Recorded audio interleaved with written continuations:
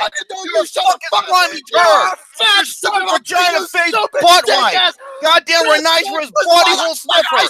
Stupid cock sucker, you! Shut up! You're an asshole! You're a dickhead! You're a fucking butt-faced turd! You're a goddamn dildo! Hey, dildos can be useful. Yeah, but not you. It's not my fault that I was bugged about fucking pizza in the kitchen! Yeah, you should know about cooking pizza, Gary. 27 minutes? Yeah. Hey, why don't you read the instructions next time when you're cooking that fucking pizza? I don't need to read the fucking instructions. Shut up. Shut the fuck up yourself. You're a dickhead. Fuck off. Oh, hi, everybody. I did that earlier. Oh, hi, everybody. We're live. I just realized we're live right now. So anyways, greetings one and all. Welcome back to another sane, exciting episode of Flicks with the Dicks for you all. And it's another normal episode. Brett, turn that shit off, please. That's all this is. It's a normal, sane, exciting, calm episode. Well, Larry's the most handsome, sane one of them all. Yeah, he is, man. I'm marrying the motherfucker tomorrow. So anyways, yeah, I said I'm demanding. So all right, I'm telling Jared, I'm telling Austin, I'm telling fuck him, and fuck him. Larry's handsome. Fuck him. Oh, and speaking of that, Jared had a request, and I told to Larry off screen about this, and he's like, "Oh boy." I'm scared to know about this. But anyways, ladies and gentlemen, boys and girls, welcome to episode number 64 of your favorite weekly Sonic program of Flicks with Dicks. I do apologize for that week off hiatus that we had last Sunday. Again, I told you all I had to go into work that night. But thankfully, I am back to my normal schedule this week, so no Sunday nights for God knows how long, and I hope to Christ not. Nipples, man has no dignity. Yeah, he has another thing that starts with a D he doesn't have. Oh dear. But anyways, ladies and gentlemen, before we begin our episode tonight, I just want to address a couple things. The first news is not going to be that pretty, but it's actually important. And the other news is a bit more uplifting to what's going to be regarding towards pretty soon. I talked about it last episode and episode before that. Now I'm going to review a little bit more news regarding this before we do our topics and introductions and stuff like that. So, ladies and gentlemen, don't mind me. I'm going to turn off my screen for a moment because I got a couple share screening to do real quick with you folks because it's a few visuals I want to share with you all. Just get it up here real quick and then we shall be good to go. All right, ladies and gentlemen, boys and girls, if you haven't heard by now, one of the greatest human beings that ever existed in our universe right now unfortunately passed away. People have always wondered if this man passed away, what the hell would go on, and fortunately he did. And I don't know how to say it, but Stan Lee, he was an icon. He was an icon. He was a legend. He made a legend of himself in his own way, creating some of the most well-known superheroes that everyone loves. Thor, X-Men, Captain America, the Fantastic Four, Spider-Man. To name some of the biggest well-known names out there that everyone's grown up to love and cherish with his comic books, his movies, and the impact he was able to leave in those movies, and everyone was in the universe that he was able to create, the MCU, Marvel Cinematic Universe. And everyone was able to join that universe, and he managed to get himself lifelong fans. And Stan Lee was one of the most down-to-earth guys that anybody was able to know. So it is a real shame that Stan Lee passed away. And in my personal perspective, even though we got some more MCUs coming out as time progresses, but personally, I don't think it's going to be the same now since its father is passed away. So, rest in peace to Stan Lee. I think he might have filmed his cameo for Avengers 4. He did. Yeah, I think he did. And I think that will be the last time we'll ever see of him. Yeah, it'll definitely bring a tear to a lot of people's eyes for seeing that cameo right there.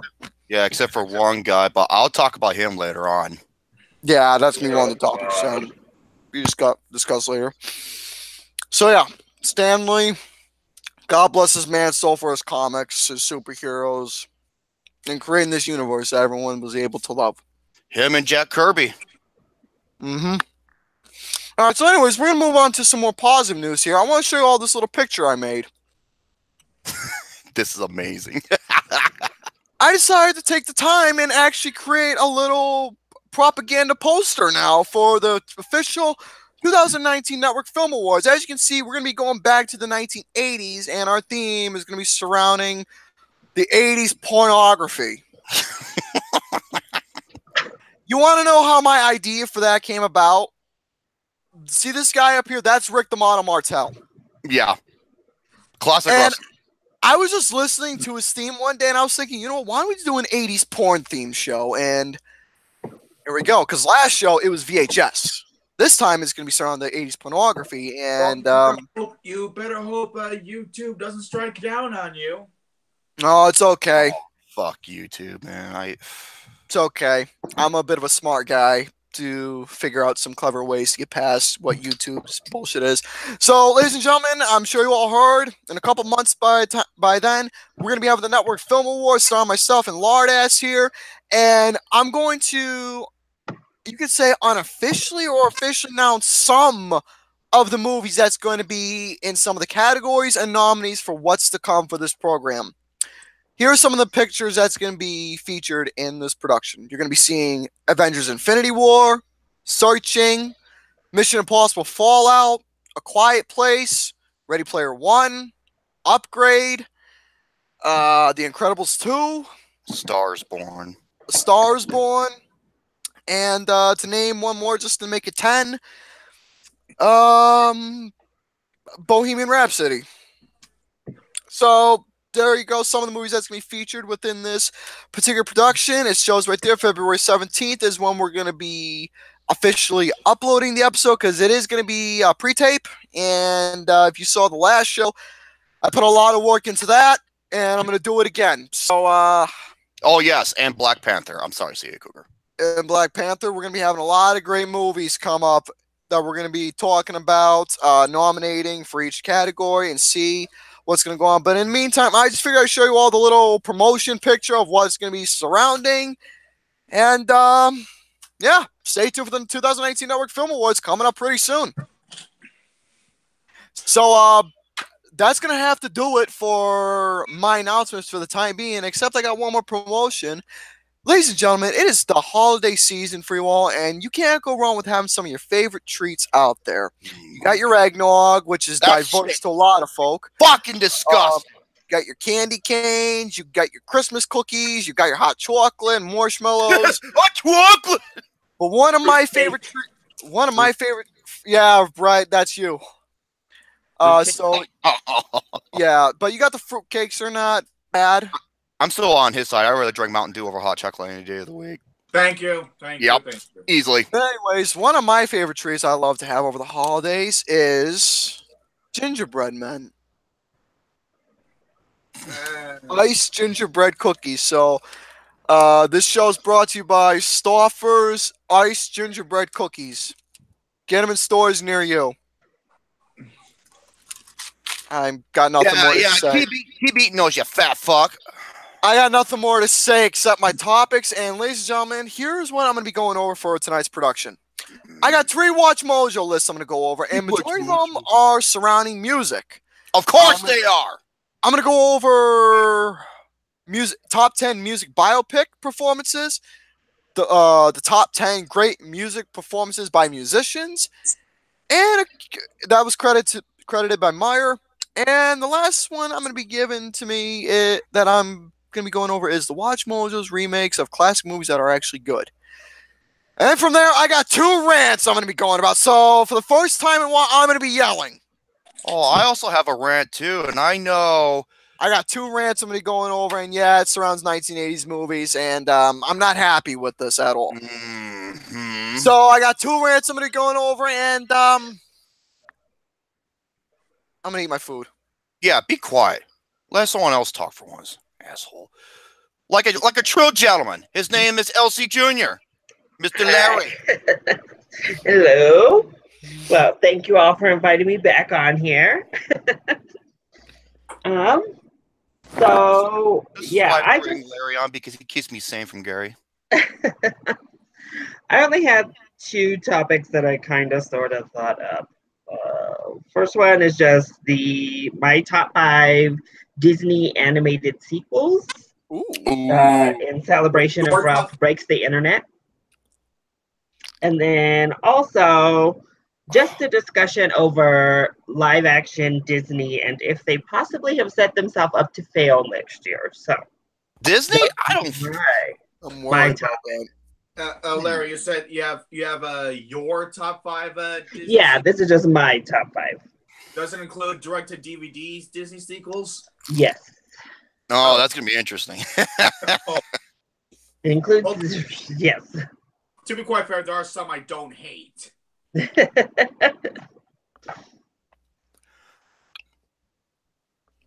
Who's next? Oh, it's me.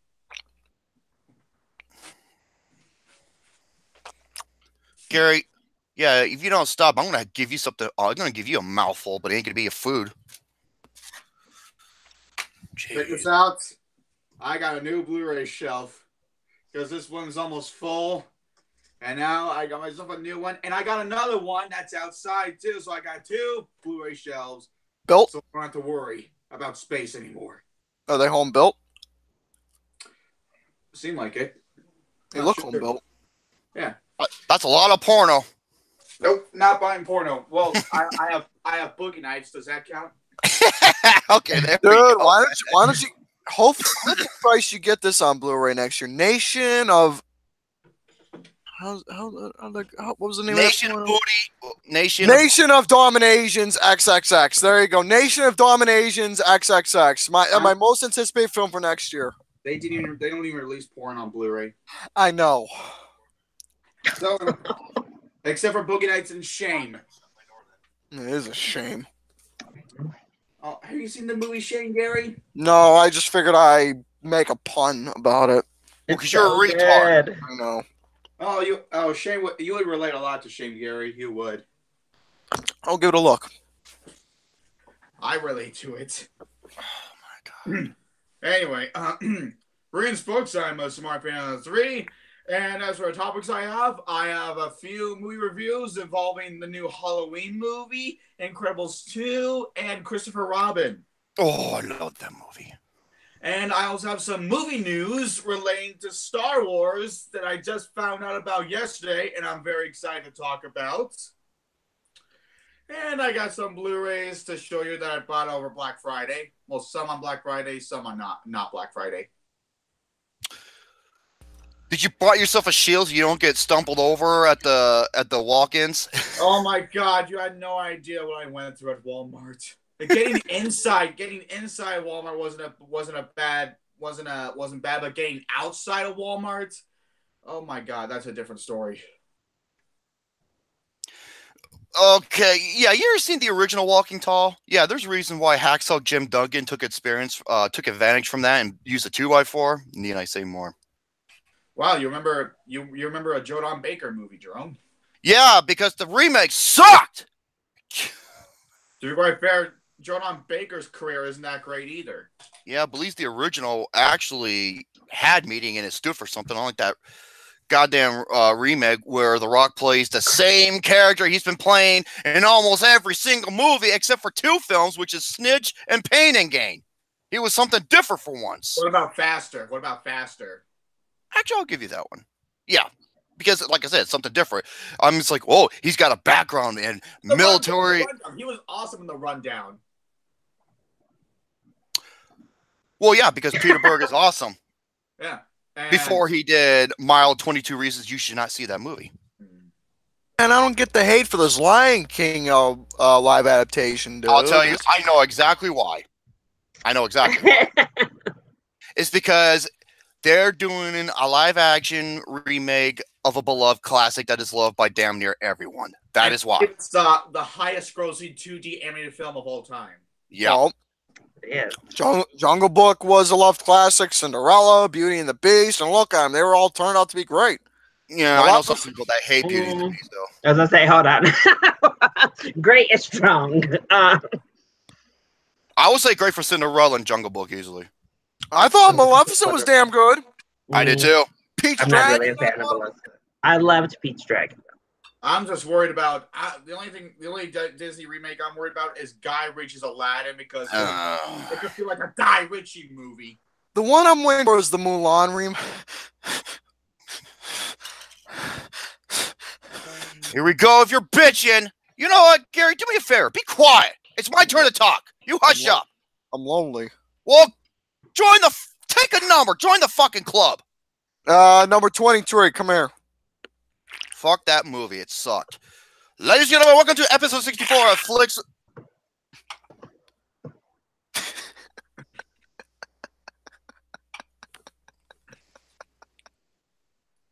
Gary. Gary. What? What are you getting upset about? What the fuck, dude? It's okay. Larry did it. Larry's being a good gentleman. You're being an asshole dingleberry. That's right. Shut up. Okay, I'm taking 987 photos of that. Thank you very much. Ladies and gentlemen, welcome to episode 64 of Flicks of the Dicks. Introducing LCScreenTalk or LC Jr. as I like to call him. And I'm not talking about LC Muscles Jr., mind you. No, he's way smarter than that. Come on now. And then you got Brady Boo, Superman Fan 03, and the young. Yes, it's Mr. Garrison. Here's what I have to offer, ladies and gentlemen. Let me just scroll down from all the posts I've been doing of that video game character tournament that's been taking me forever, but a lot of people have been enjoying it so far, from what I can tell. Oh, yes. So, here's what I have to offer. The P.D.C.A. drinking game, I didn't do that last week. This will be interesting.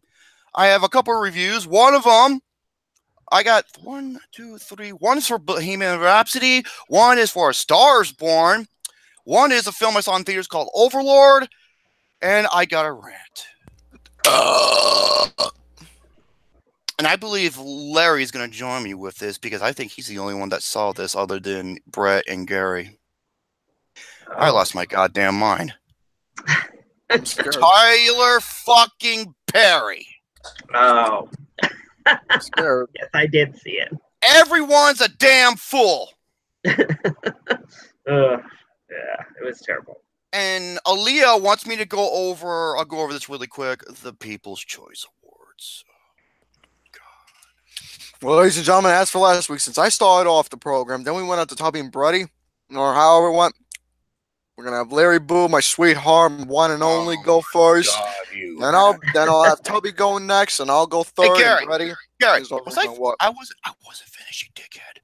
No, I wasn't. I have a couple I got a couple of games to play. One of them is Name That Film and the Googler. And by request from Jared, smash or pass. I'm sorry. It's a recommendation, man. Gary's Puddin' wanted it, and I have a good selection of who I can choose. Look, oh my. Larry's my pudding now. Would you shut the fuck up? Look, I flirt with every single yours? I flirt with every single cocksucker that comes on here! Okay, so everyone's a cocksucker. This is even wonderful. I'm sorry. That makes you worse than a womanizer. Yeah, Quagmire. You see this right here? You got the fat chin for one. Yeah, look, I don't know where that finger's been. I will put some Clorox wet wipes all over that thing. Let me explain something, gentlemen. I may look fucking hideous, but the other because day... you are! So, I may be fucking hideous, but last night, I actually had a chance. Saturday morning, I had a nice chance to go out with an Asian chick who I'm actually good friends with! Hey, Gary, last time I checked, this is called Flicks with the Dicks, not Dr. Phil. Lonely. Oh, you poor baby. Larry, what do you have to discuss, good sir? Constance Wu! Shut the fuck up. What do you have to discuss, good sir? I do want to say I don't remember all of my picks from the last time I was on here, but I think I did pretty well on at least guessing the box office hits from what's come out so far. So speaking of constant swoop. Yeah. Speaking of box office, the one that breaks my heart is Overlord. Yeah. Because that's such a badass movie. It's only made 18 million domestically. Overlord, 81%.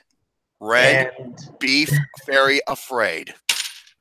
So I'm gonna start off with just my personal top 5 favorite animated sequels from Disney. Okay, I want to hear this. Yeah, so I thought I'd do this obviously because a Disney animated sequel has won the box office for the week, and it does make an appearance. So at number 5, I have Aladdin, King of Thieves. So this is actually the third Aladdin film. I would say that, yeah. The best thing about is Robin Williams returning as the genie. Yeah. Yeah, because I would say the animation is worse than the second one. For this third one, I think the animation actually goes down again. But Robin Williams, that weird imitation Robin Williams genie thing they tried in the second one just didn't work. Dan Castellaneta, a.k.a. Homer Simpson. Yeah, it fell flat. And the third one I thought was the best of the well, no, that's a lie. I forget about one. But one of the best direct-to-DVD sequels that Disney has released. Wait, the guy who did Homer Simpson did the genie in the second movie? And the TV series as well. He also did Earthworm Jim. He did the voice for Earthworm Jim. And bro, did he do that? I could have sworn every time I play Street Fighter, that announcer, it must be him. You win. Is that? It is. All right. So at number 4, I have the only one on this list, well, debatably, that is for sure better than its originator to me, and that's Rescuers Down Under. I agree. So The Rescuers I thought was fine. I mean, it's perfectly okay. It's cute. But I definitely think Rescuers Down Under just does everything a little bit better. The production value is way better. Has a very nice story. So yeah, Rescuers Down Under I have at number 4. George C. Scott as a villain. That's awesome. Yeah. You want to know a fun fact about the first Rescuers? I know you gentlemen probably know about this, but I'm going to share it anyway. I know what you're going to say, but go ahead. There is a secret hidden naked woman in the Rescuers. Yep. If you all know, when I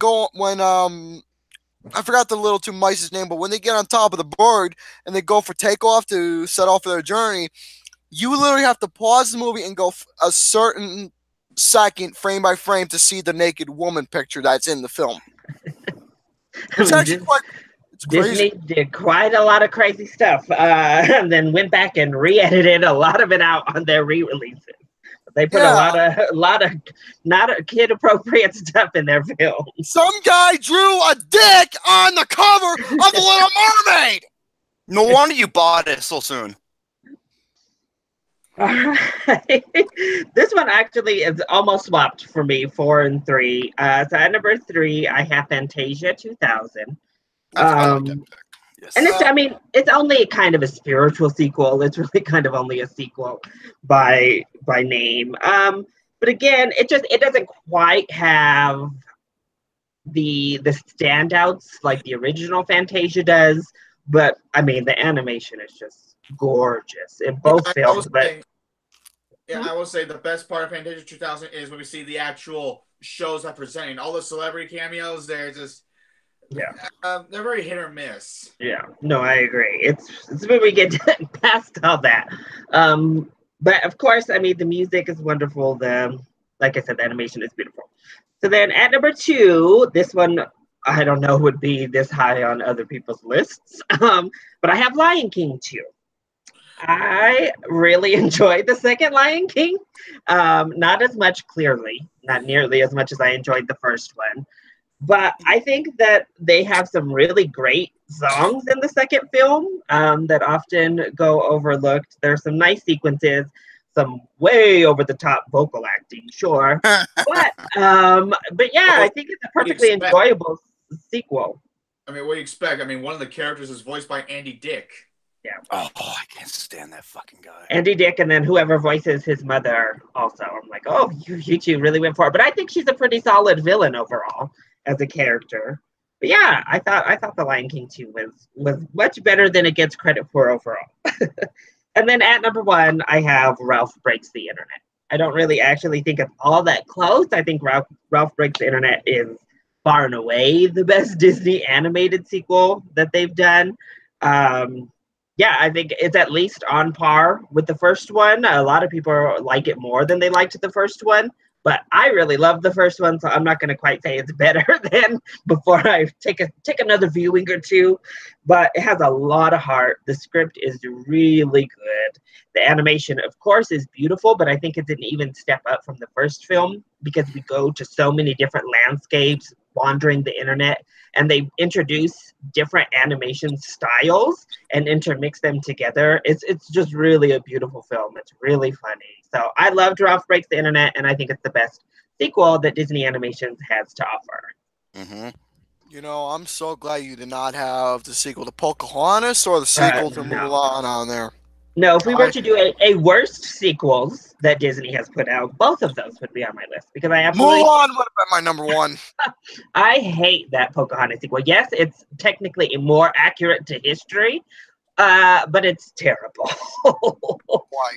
Yeah. All right. So for Disney live action films, we started talking about this earlier. Lots of mixed reactions, I would say, to that Lion King trailer. I know a lot of people that really loved it. They were talking goosebumps. It was beautiful. Then I know a lot of people who hated it, really did not like it. A lot of people just saying pointless. I don't think Lion King is the reason Disney is setting itself up to fail, per se.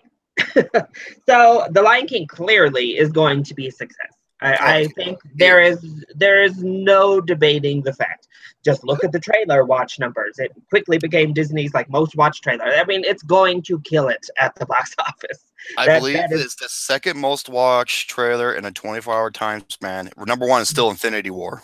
Yeah, I mean, it's insane.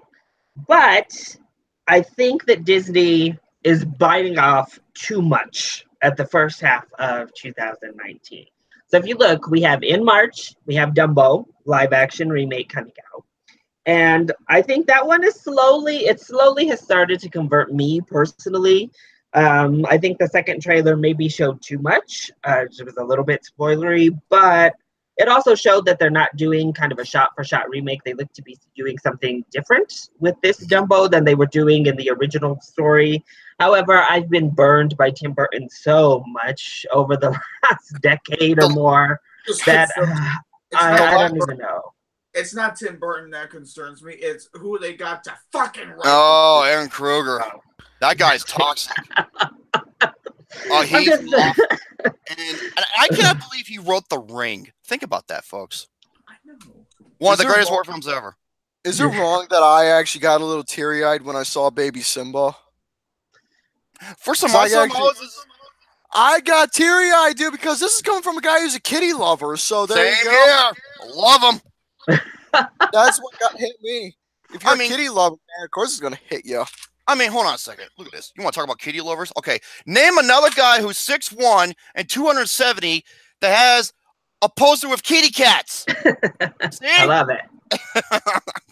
Well, I got a kitty cat. Well, I used to have one. Look at Hellboy. He's a tall motherfucker. Yeah, he loves exactly. And he was banging Selma Blair, that hot piece of ass.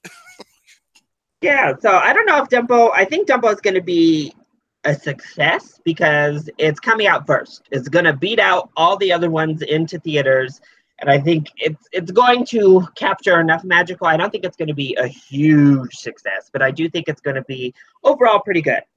Then at the beginning of May, they have Avengers 4 coming out. So just after about a month. That's another reason. Dumbo has room to breathe. It has about a month to breathe before Disney comes back with their onslaught. Starting with Avengers 4, which clearly is going to just kill everything and dominate and be in theaters for months and doing good. Within the same month. Yeah. I hope maybe it will top Infinity War at the box office. I don't know if it will. No. Because Infinity War was just on a whole different level. Yeah, I'm going to say no for that. I think it's definitely hard too because it's supposed to be longer And then it also, somebody mentioned it, Cougar, you're correct. Actually, Captain Marvel comes out before Dumbo, I think. I think it comes out a little bit earlier in the month. So I don't think Captain Marvel is going to really eat away at the box office for Dumbo, though, like the ones coming up will do to each other. I think they're separate enough that that's not going to really matter. But then we have Avengers 4, which I don't think is going to be able to pass Infinity War because it's supposed to be longer. And it's hard to get a sequel that continues off of another film higher because anybody who didn't see Infinity War is not going to magically turn up to watch the second part because, I mean, you didn't watch Infinity War, which I don't know who those people are that didn't watch Infinity War. But I don't think it can grow on the audience. So I think as best it can hope to get in the vicinity of Infinity War. Yeah, spoiler alert.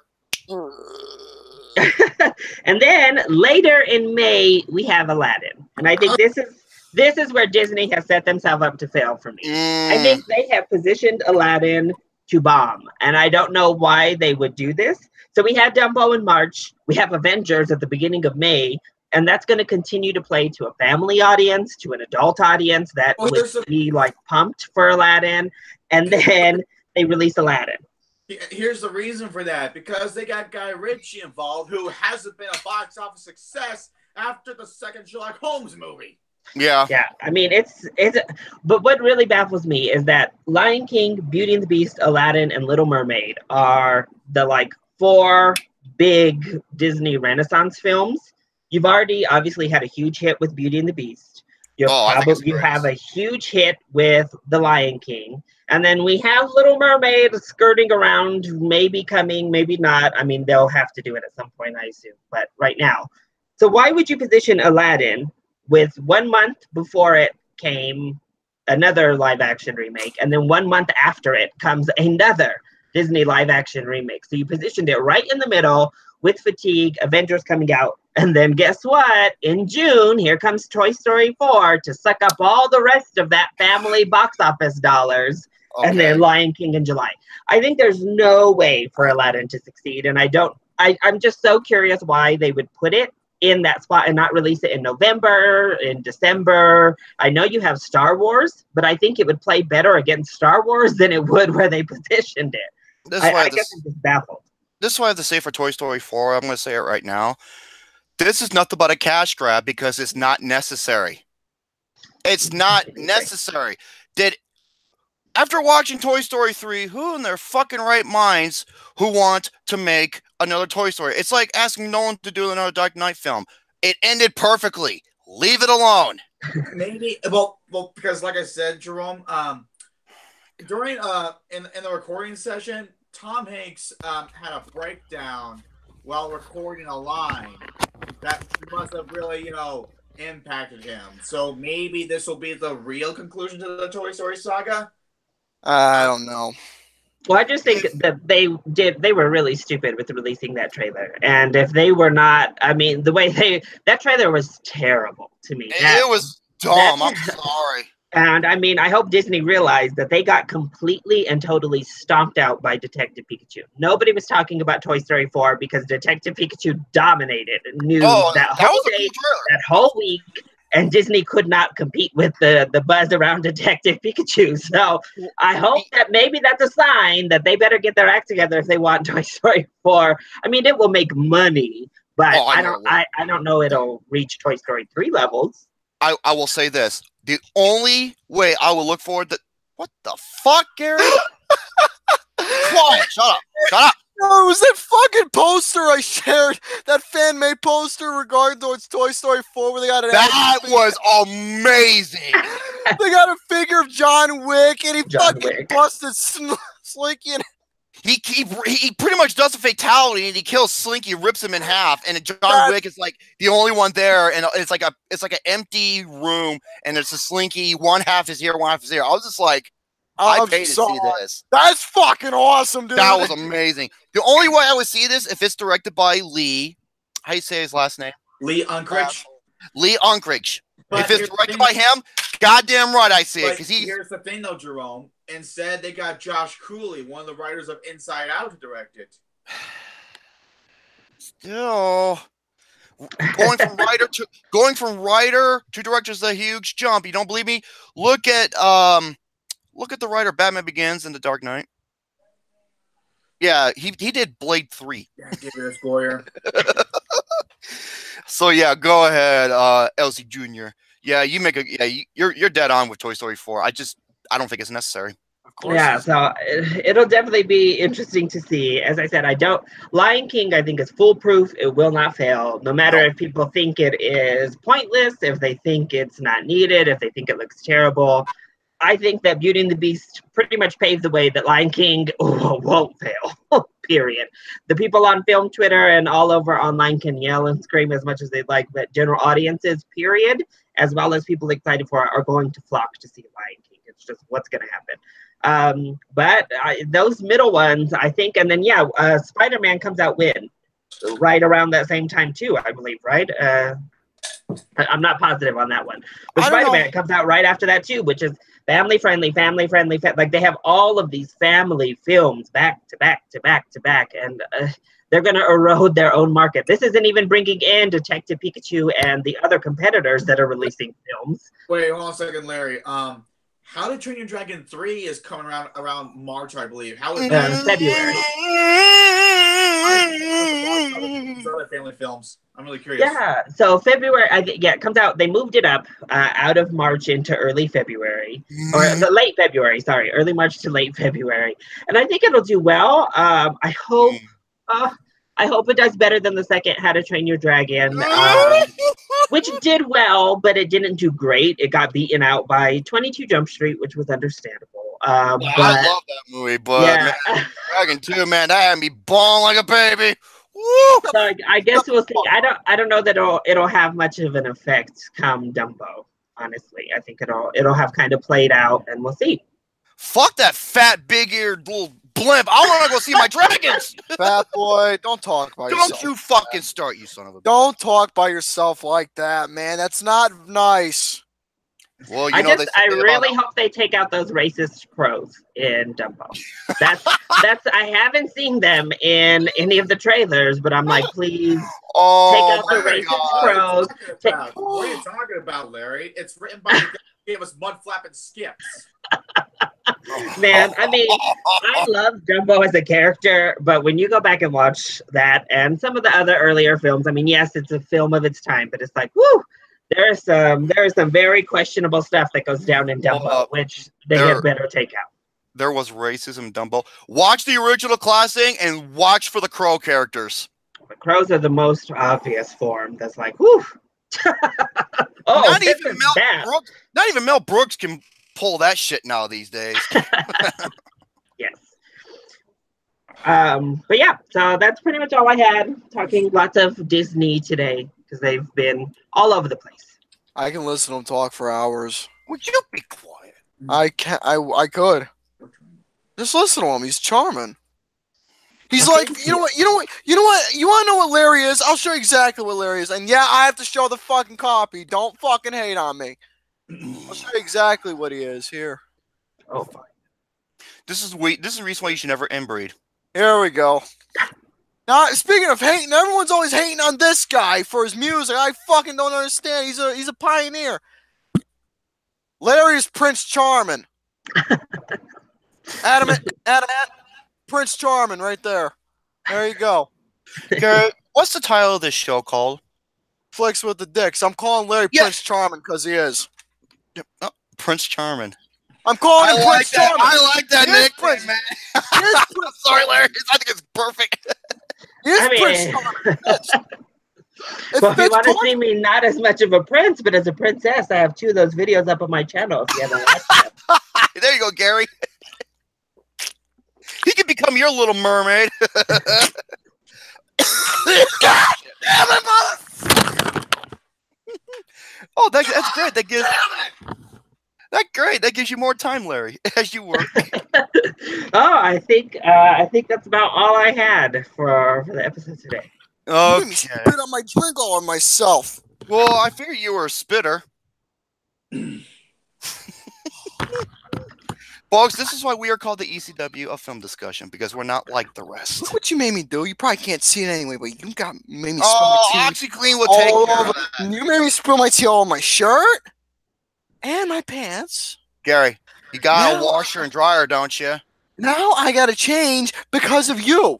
Well, you have like 350 other white shirts. They ain't going to take you that long, you dumb shit. Be quiet, you fucking fat slob. See, this is why we can't have nice things in life.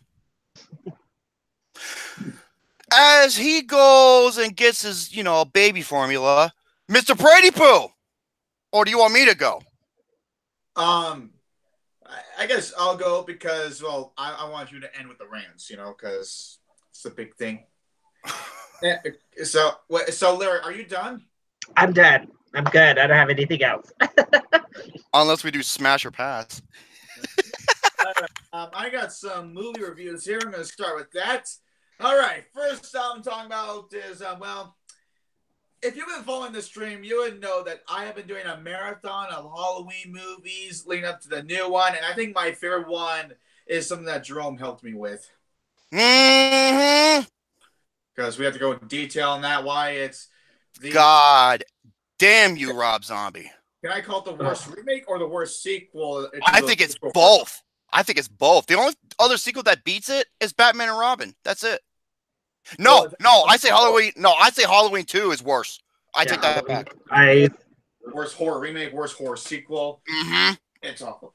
So, and when I consider myself, a fan of the Halloween franchise, well, I'm more of a fan of the first movie who actually tolerated 2, H2O, and 4. I'm more sophisticated than a big fan of the series. Wait, and what do I mean by sophisticated? Well, I went out my way to buy the producer's cut of Halloween 6. That's how sophisticated I am with this series. But anyways, yeah, I did a marathon of all the Halloween films, and now I'm going to talk about the latest one, and I'm going to call it David Gordon Green's Halloween, so I don't confuse the other ones, Oh, Halloween 2018 is how I like to call it. Yeah. So yeah, and David Gordon Green's Halloween. Okay. Now, this being a Halloween sequel, there are flaws to this. First, and I think the biggest one I have is the first act, the first half of the film can get a little rocky with some parts, and especially some of the dialogue. I heard. Like when the little girl's when the teenage girl's father said to himself, said out loud, "Oh man, I got peanut butter all over my penis." And I was myself, can't you just write? And I asked him, okay, this has to be Danny McBride writing. This has to be Danny McBride. Couldn't he just write, I got peanut butter all over my pants, or I got peanut butter all over myself? I don't think everyone needs to know what specific body part it's on, okay? Is there a sequence where two cops talk about, like, some food for, like, 5 minutes? Yeah. I will say this. They're not as bad as the cops from Halloween 5. They're not. Oh, thank God. But they're still... they're still written very, very badly. But, however, once we get to October 31st, that's where the movie picks up. I heard that's where it does a 180. Yeah, and I gotta say... Hold on a second. Gary, stop. As you are. It feels good to be a Halloween fan, because once we get to October 31st, then it becomes like a great, fun, entertaining horror movie. And I gotta say, Jamie Lee Curtis is awesome as Laurie Strode. This is her best performance as Laurie Strode since Halloween H2O. They say he's like the Linda Hamilton of Terminator 2 on this movie. Exactly. And I think I would personally put it above H2O for me, personally, her performance. You know, yeah, H2O is still my second favorite Halloween. This would be my third favorite. Yeah, Jamie Lee Curtis is still awesome in this movie as Laurie Strode, because they wrote her like, Lena Hamilton, Terminator 2, and Sigourney Weaver, Aliens. Mm-hmm. Oh, yeah, that's... Awesome badass, heroine. And that doesn't happen until, much later in the film, but it's a good build-up to it. That's what, from, C.A. Cougar and a couple others, they say the first half is but once that clock hits 31st and Michael Maher starts kicking in, All hell breaks loose. Except for that doctor in the second half. He continues in, and he is terrible. He shouldn't have even been in there. Oh, God. They tried to make him like the new Loomis. Oh, I don't find him as interesting or as compelling as Loomis. Yeah. And Nick Castle returns as Michael Myers, the original Michael Myers. And he's just, bigger, just as big as ever as he was in the first one. And he is absolutely awesome in this. And the kills. Oh my! And you know what? For the most part, it's not like the other Halloween sequels where it's just killing off random people. He's actually killing people that are actually a little more prominent to the story. Sometimes he kills other people. Like that's my problem. That like falls to typical slasher trope of just killing random people just for the sake of killing. But it's not as overboard as the other Halloween sequels. It's like they didn't have they should have wear red shirts. Right. and the score.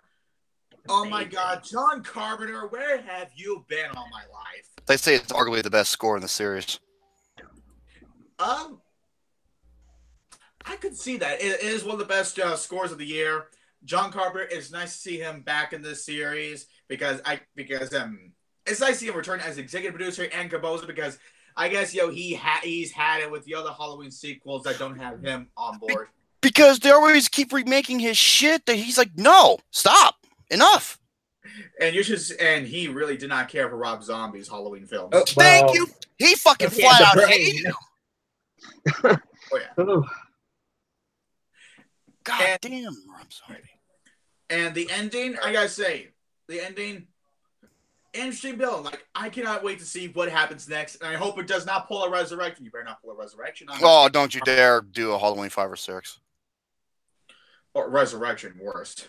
I mean, like, the way H2O ended was just like, that was like a perfect send-off, and then here comes the next film, and boy, does that do a fucking 180 for the worst. It pulls a Terminator Genesis. Yep, I was about to say that. But yeah, David Gordon Green's Halloween is one of the best horror movies of the year. Oh shit, where is it? Okay, there it is. And it is absolutely a scary time to watch. That's a woman you saw Gary naked. I'm not that ugly naked. I got that 80s. I got that stereotypical hair chest of a male 80s porn star, but... Oh my God, you were born... Sorry, this is the 2010s, man! Look, man, Tom Selleck had a hairy chest, and look at him. Yeah, ladies love him.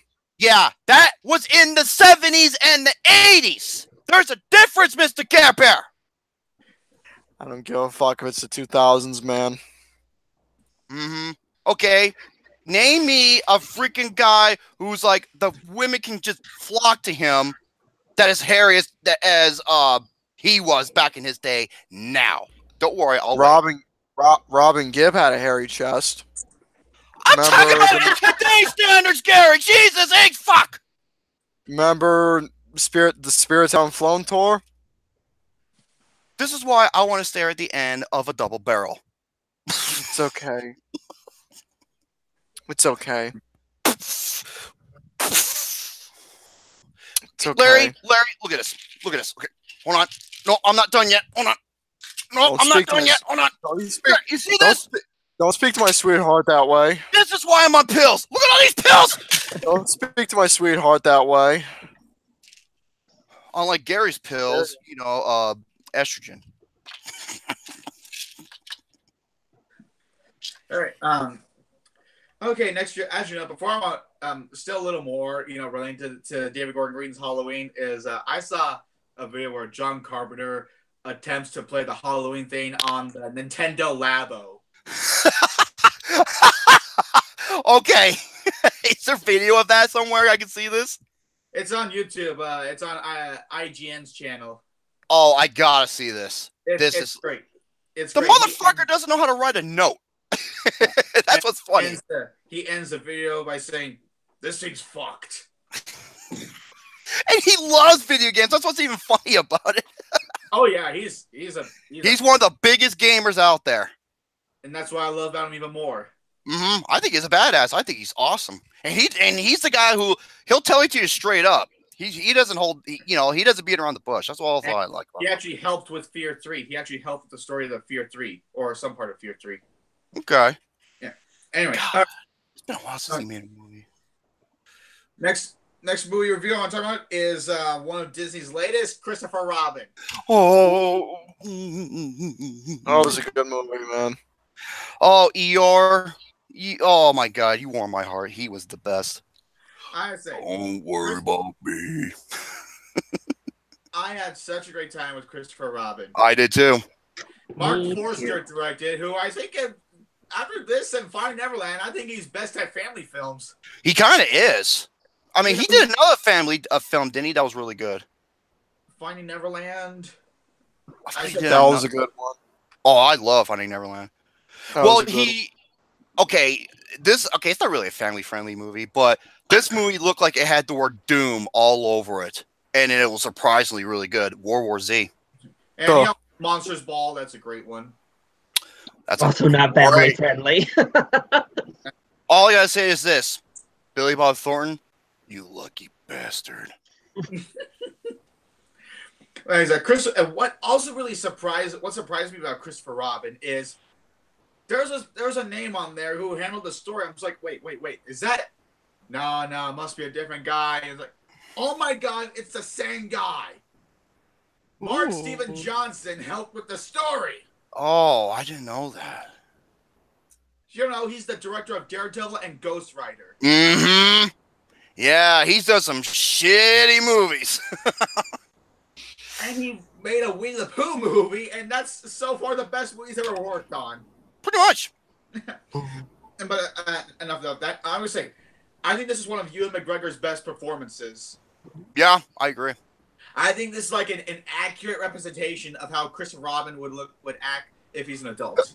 Especially with that opening montage. Oh my God, did that hit hard? That's a problem I had a little bit. I felt it was too rushed.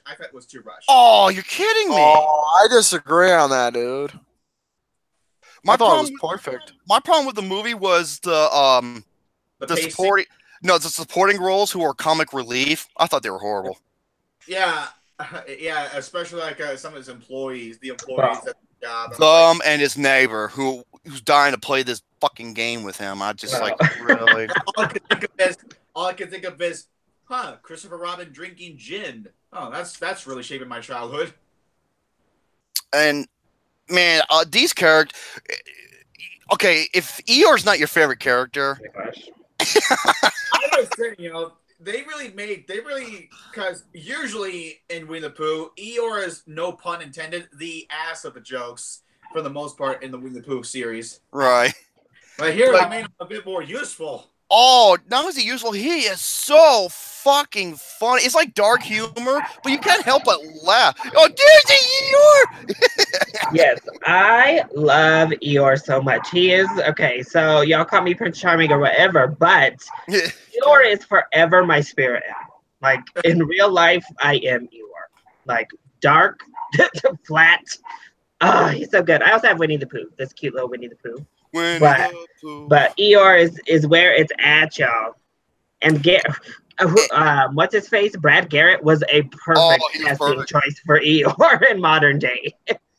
Hey, Brett, I think I made a comparison that every character in the Winnie the Pooh series resembles some type of disorder or drug. For example, Winnie the Pooh is on marijuana. He's always got the munchies. Okay. Tigger is on cocaine. All right. The rabbit has OCD. Rabbit, yeah. Eeyore needs Xanax. And Piglet is on Piglet has paranoia. What? Oh, fuck! Hey, Gary, his name is Piglet. You happy now? And Owl, what an Owl? Well, Owl's a smartass. I remember the time with my great grandfather. And wait, what about Kanga and Roo? Remember what Lauren said? She was just joking. He's like, well, they're lonely. They need a man in their life. They're the normal ones. Yeah, I think they are the normal ones. If you think about it. Well, I can tell Kinga has some sort of feelings for Tigger because Tigger always greets Kinga with "Good afternoon, Mrs. Kinga, ma'am." He's always bouncing on his tail. And what about Gopher? Gopher? Oh, fuck. Go ahead, laugh at that one, Gary. A gopher! You said it, not me. Asshole. I actually don't know about Gopher. Well, he's not in the book. I know, that's the thing.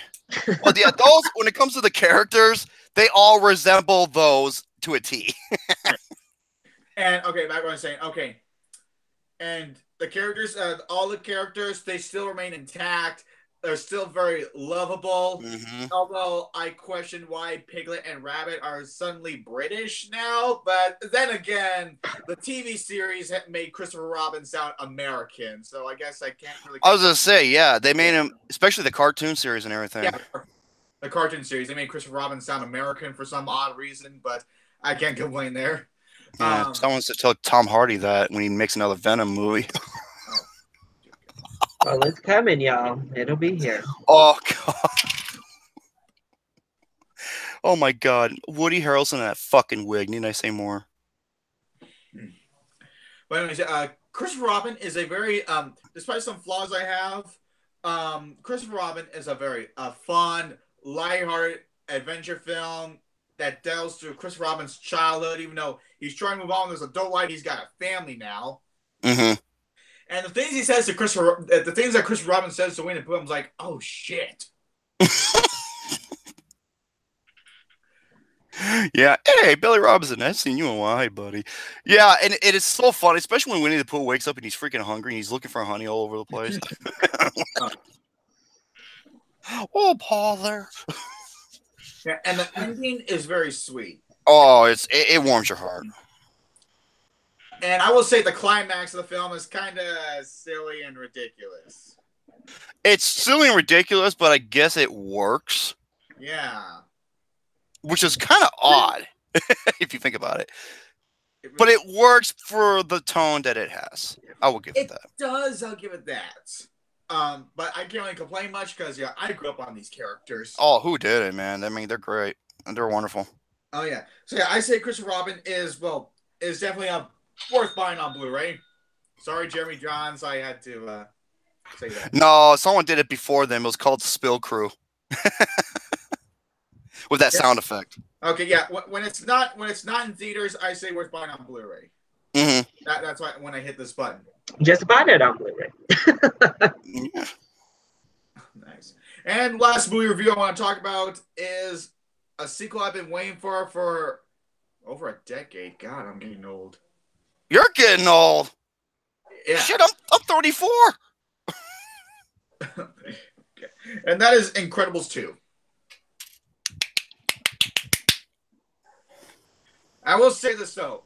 Is it better than the first Incredibles? No. And there are some flaws here, but I'll get to that later. But I will say Incredibles 2 definitely lives up to the expectations and then some. Brad Bird really delivers. Mm-hmm. All I gotta say is the baby and the raccoon. Oh, I hope Jack Jet didn't carry rabies. That's one of the funniest scenes of the year.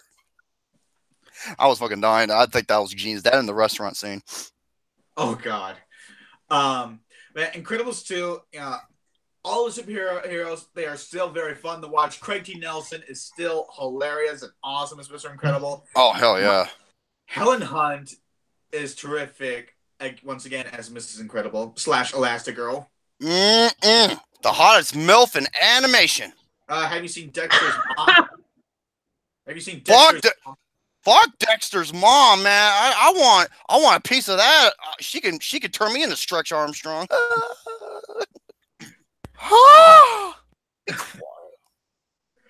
Yeah, this movie is actually able to follow to the first Incredibles while still making a very fun movie on its own. Otherwise, I was worried that this could have been, hey, you miss these characters, here they are. It's not like they matter anymore anyway, like Zoolander 2. That's just threw these characters in like they don't matter anymore. Yeah. But Incredibles 2 is so funny. It is Oh yeah. Beautiful animation, of course, from Brad Bird, and the writing is absolutely terrific. Especially, Brad Bird really went out a little far. I know Brad Bird likes to stray away from typical, family family G-rated tropes, but my God, does he pull it? Because one of the characters says, "Oh, be damned." Mm-hmm. Well, yeah. I hear that in PG films. Well, not only that, but it dwells into like especially in the first movie, it dwells into like deep family matters. Exactly. Right. And I remember, some idiot on Twitter talked to Brad Bird saying, "I like Incredibles 2, but your movie shouldn't have any language. This is an animated family film." Oh my God, they fuck off, man. And I said to her, "How many of Brad Bird's films have you seen? Iron Giant had that too." And you know what she replied me with? "Oh well, I didn't like Iron Giant either." Oh my God. How do you not like Iron Giant? Because Iron Giant had language. Had some language in it. Boo fucking who? Here, let me drink your salty tears. Because Iron Giant had Harry Connick Jr.'s character saying, "I don't know where the hell he came." Oh my God, dude. Yeah, I'm sorry. Back in the early days, Jaws was PG, and you see a severed limb, or you see someone's heart get ripped out. Fuck off. Animated films. We're talking about animated films, like they're still PG. Right. Grow some fucking nuts. Kevin Price says like insert generic and overused comment. I said, "Hey man, you would hit if you're able to." He goes, "Well, you're not wrong there." I like Kevin Price. He's funny. That's what I love that's one of the things I love Brad Bird so much. Why he's one of my favorite animators is he doesn't stick with the typical, tropes you see in family films just to make it all family friendly. He says, "Man, fuck this shit. I don't care if it's a PG family film. I can write whatever the hell I want." It's his movie, exactly. That's what I love about Brad Bird. I'm still not over what he said about fucking video. That pissed me off still. I'm sorry. Yeah, but there's one flaw I have. It's kind of a major one. Is the villain's screenslaver is nowhere near as interesting as Syndrome. Thank you. That is the exact same. That is the exact same flaw I had. Also, in the first movie, it was unexpected. You did not expect him to show up. This one, you kind of expected who was the villain. Yeah, I expected. That's the thing though. Brad Bird is usually subtle with his villains. Not in this movie. Right, exactly, and it doesn't really make, even if I find out who it is, it doesn't really make the villain as interesting or compelling. Right. And I gotta say, I just want to say this. This movie has Bob Odenkirk and Jonathan Banks. It's a Better Call Saul reunion. It's Saul and Mike working together, even though Mike is not, And I just really love all the family dynamics, especially all the scenes with Mr. Incredible trying to take care of his kids. Math is math. And Samuel Jackson is still awesome as Frozone. Oh, he's hysterical. "I'll be back ASAP." "Where are you going ASAP? You better be back ASAP." Yeah, Incredibles 2 is an overall fun experience. Even though I still prefer the first Incredibles, it definitely lived up to expectations and definitely deserves a round of applause. Es muy bien. Es muy bien, sí. Okay. All right. Now I got a bit of movie news to talk about here. And this is one that I'm really excited to talk about, considering I'm a huge Star Wars fan here. Yes, you are. Okay.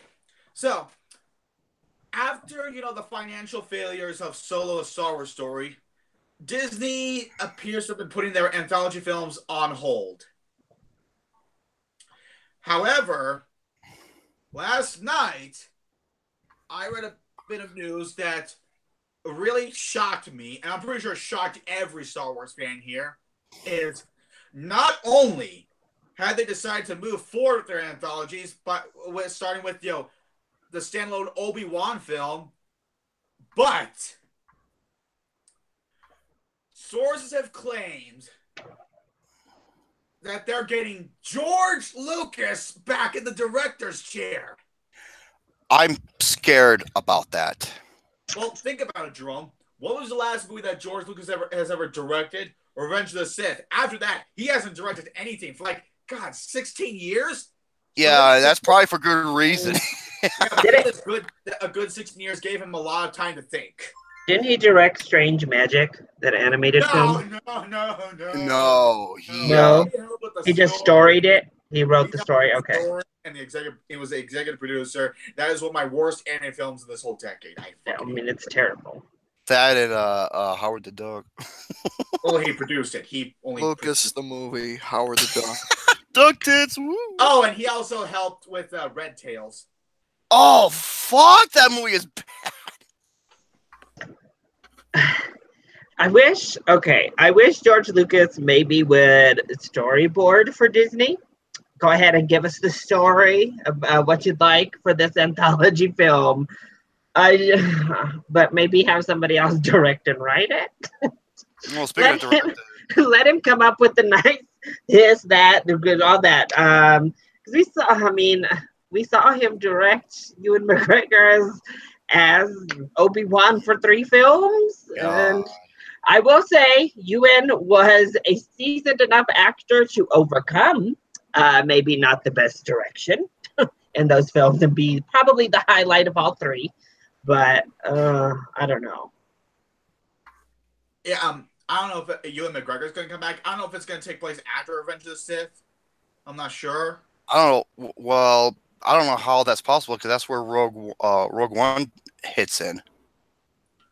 Right. Maybe this could be maybe this is the start of the prequel to Phantom Menace, even though that's a prequel. I don't know. It's really that'll be terrible. No, I would prefer see where Obi-Wan heads off after Revenge of the Sith. Well, he's gonna be with Qui-Gon, right?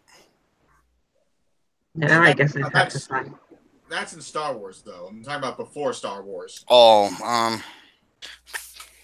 I don't know. Poor baby's not losing her again. They're gonna shoot this movie in sometime next year in Northern Ireland. Is there a title? No, it's just maybe we call Obi-Wan a Star Wars story. I was thinking the exact same. But George Lucas coming back to the direction. Okay, and here's what I have to say. Even though Phantom Menace and Attack of the Clones were terrible movies, especially Attack of the Clones, Jesus H. Christ. Yeah. Damn it. I think Revenge of the Sith is one of my favorite Star Wars movies. I wish I could say the same, but I can't. It's like George Lucas listened to the criticisms from the first 2 movies and changed some of it. It still suffered some prequelitis. Mm-hmm. Well, I mean, they cut out Jar Jar Binks, so he was listening to something. Yeah. She lost the will to live. Yeah. But I will say this though. Him coming back, the Star Wars, especially considering George Lucas did not care for the Disney Star Wars film, so what would make him want to come back? I have no idea. Maybe, I don't know, maybe he needs to get his old ass up and do something, or maybe he needs to, maybe he needs some taxes he needs to pay back. I don't know. I don't know why why are they releasing this to theaters? I think they should. I don't know. Why aren't they just doing Obi-Wan straight to their Disney streaming service? Because it's George fucking Lucas, okay? It's George goddamn Lucas. I will give him this. He directed one of the greatest movies ever. It's called American Graffiti. Yeah, and Star Wars. And the original Star Wars. 2 greatest films. 2 of the greatest films are. And he helped create Star Wars. And Indiana Jones. I mean, story-wise, he's great. I think there's no denying as a visionary, as an ideas person, he's great. It's just that execution that I'm always very skeptical. He clearly doesn't know how to work with actors. That is clear as day at this point. The original Star Wars, not even the original Star Wars.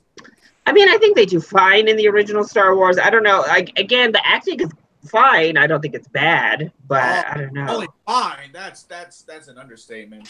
I don't like sand. Well, he didn't. Somebody mentioned the Empire. He didn't direct Empire. No, but then again, that director went on to do RoboCop 2. I mean, but you have like Academy Award-winning Natalie Portman in here, just terrible. Like, terrible. Fuck. More wooded than a 2x4. And she's been great in most films she's been in since she was in those Star Wars prequels. I think she's been really good in most everything. It's just like, oh, Samuel L. Jackson is terrible in those prequels. I mean, he has like veteran actors in these things that were just like, and then you blame that poor little kid. Of course, he doesn't know what he's doing, and you have this director that's probably just like, yeah, go do that. Just shut up. I'm trying to do this over here. I'm watching the effects. I don't know. I'm just real worried about him coming back. I guess we'll see. He might be great. Because I'm not one of the biggest haters of George Lucas. Everyone just hates on George Lucas because he made the prequels. But you gotta understand. Do you imagine anyone else doing Star Wars, in the first place? That's my question. Well, he created it. How could you not? Exactly. That's why I don't understand why George Lucas has begun hate. Even though yes, the prequels were pretty bad, but people just all they do is just hate on George Lucas nowadays. I mean, I guess maybe if Disney is involved, they'll have more of an oversight, because I think maybe that's also a problem when you get a creator, writer, director, is they have nobody to answer to, so they can just run wild, and they can just, nobody's there to say, no, George, we need to not do this. Let's maybe edit this down. And I think anybody who goes like that, obviously, I'm a pretty big NFL fan, and right now, no spoilers on what's happening because I have to tape it. My Broncos have a situation right now in John Elway, who is an icon here in Denver. Everybody worships Green Bay knows God. But John Elway is our president, pretty much our head coach. He has nobody to answer to. And honestly, if I'm being honest, I think John Elway is the biggest problem for the Denver Broncos right now, running around unchecked, being terrible at drafts. And I think maybe that's a problem with people like George Lucas, is when they have their property, of course, this is his baby. So you don't want to be like, no, stop, George. So maybe Disney can just be like, listen, we need to cut this. We need to maybe go in a slightly different direction. You know what? Thank you, Matt Montana. I was about to say that the one person I want to see direct a Star Wars film is Ryan Coogler. He's right. God damn it. Gary, what are you doing? I'm playing chess. You want to play? Checkmate. My dick in your mouth. As you Checkmate. Fuck you. Oh. You cheating bitch. That's what I think it was fucking fucking Kurt Russell. So, I mean, you got to give him somewhat of a benefit of a doubt and just hope. I mean, again, what does Disney have to lose? They have other films propping these Star Wars movies up. If they bomb like Solo, then oh well, so be it. The anthologies maybe are done with and just go straight to their service. I don't know. But that's really sad me about Solo, because I like Solo. I like Solo too. I know, man. Shit. I'm just excited to see George Lucas back in the director's chair, because it's been, God, almost 2 decades since we've seen him direct anything. So maybe he has some time to think about those prequels, because they're some of the most popular things to hate on. Maybe he's taking a lot of that into consideration. Maybe he'll change things up a bit, and maybe this will be the best thing George Lucas ever done since the first Star Wars. We'll have to see. So I have my hopes. If it is true that he is directing, then I hope it's great.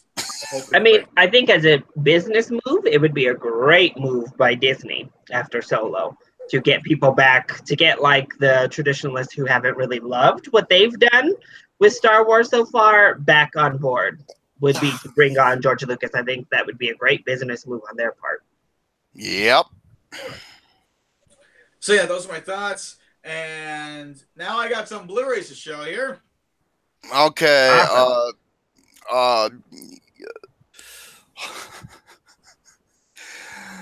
Girls in thongs covering big dongs, number 13. Anyways, I watch it. First Blu-ray I have to show here is a graphic novel classic, and that is Sin City. Hell yes. Frank Miller and Robert Rodriguez got together to make a film based on what Frank Miller did, and let's be real here. Frank Miller's name's on it. Robert Rodriguez made that film. Let's be real. Frank Miller's a filmmaker is fucking trash. Have you seen The Spirit? That's in my top 5 worst superhero films, or maybe my worst superhero films ever made. I have 8 of everything. Yeah, 8 reasons I should burn you in a dumpster fire. Would you be quiet?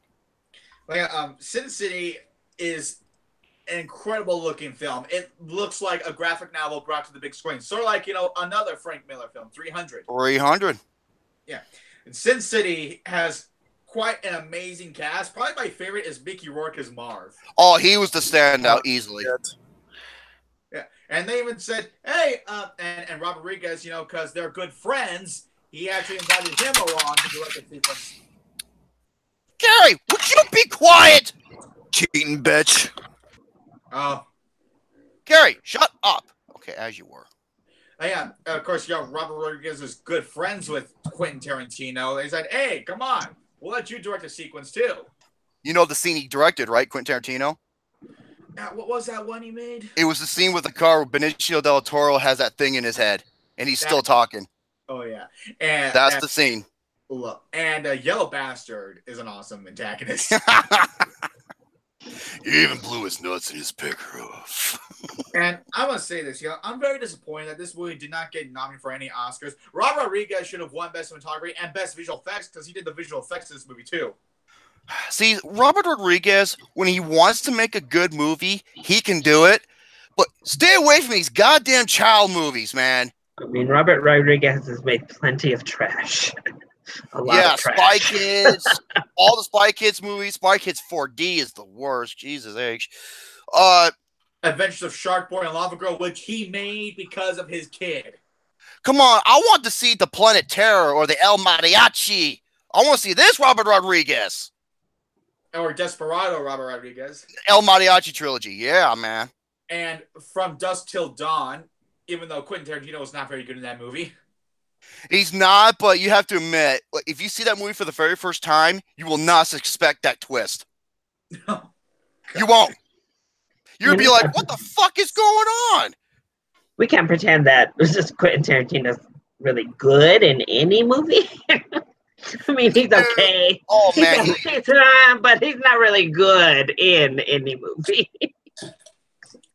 What about him in Pulp Fiction? I thought that was his best performance. I mean, that's definitely the best he's done. I'll agree there. Do you see a sign in front of my thing that says debt storage? Yeah, I mean, I think that Aliyah is on its way, Matt. I think it's on its way to box office failure. I agree. I mean, this thing's been they keep pushing it back. It's on its way, Matt. So I think your wish will come true. That's good. Well, James Cameron is writing the movie, so it shouldn't suck. It shouldn't suck because James Cameron... Come on. James Cameron is not a good writer. Let's be real here. No. He wrote Rambo 2, that's right. He wrote Rambo 2 and Avatar. And Avatar did not have the best dialogue. Well, I mean, Avatar 2... Titanic had great writing. No, it's not the writing that made that movie great.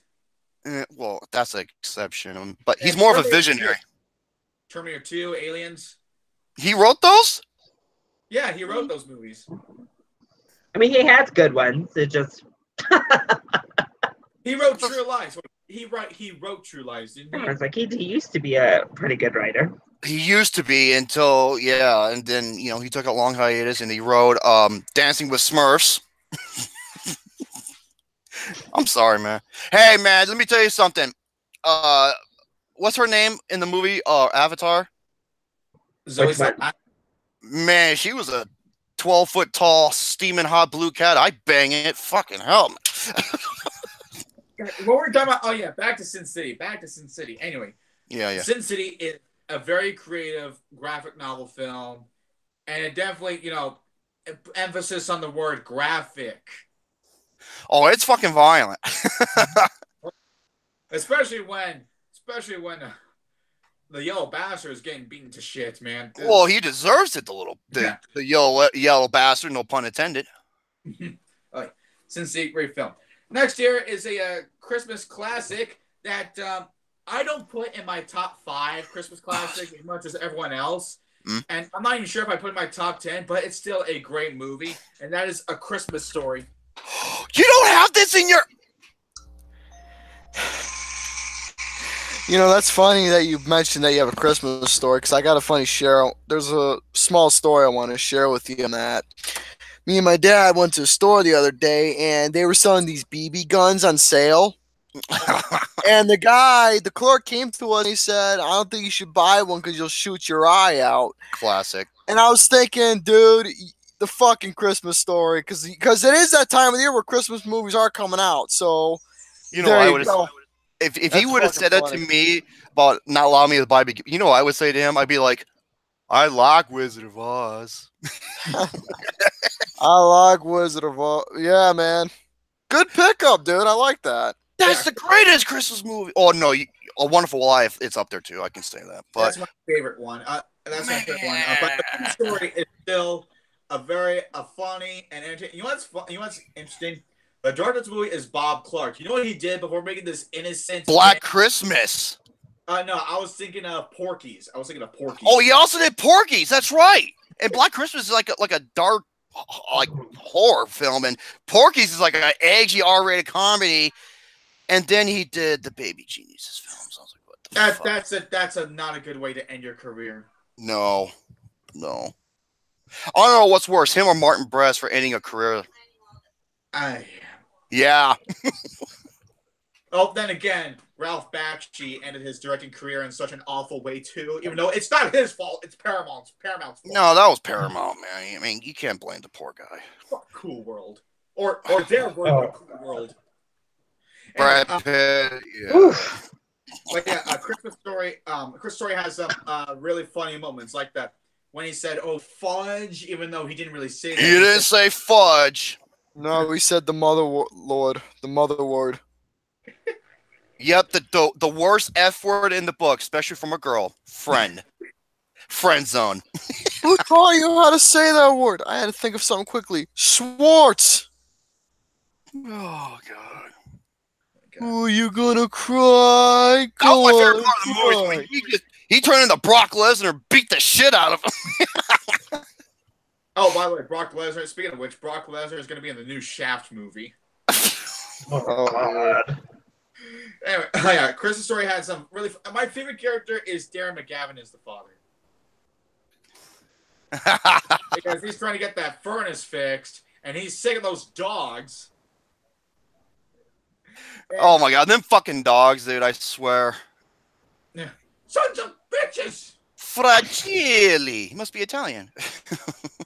And the Chinese restaurant scene. You You can't do that now. I'm sorry, but it's so funny. Hey, Brody. Hey, Brody. The best is when he chops that duck's fucking head off. Would you get mad at me if I bought you a leg lamp for Christmas? No, I wouldn't. Good. That'd be funny if you got a leg lamp for Christmas, just because of that movie alone. That'd be great. Oh, by the way, have any of you guys seen A Christmas Story 2? No. Nope. It's awful. I didn't even know there was such thing. Wait, you didn't know about it? It was one of the most hated things on the internet. No. My God, Gary. I'm sorry. I didn't even know about it. Why, is Ralphie older?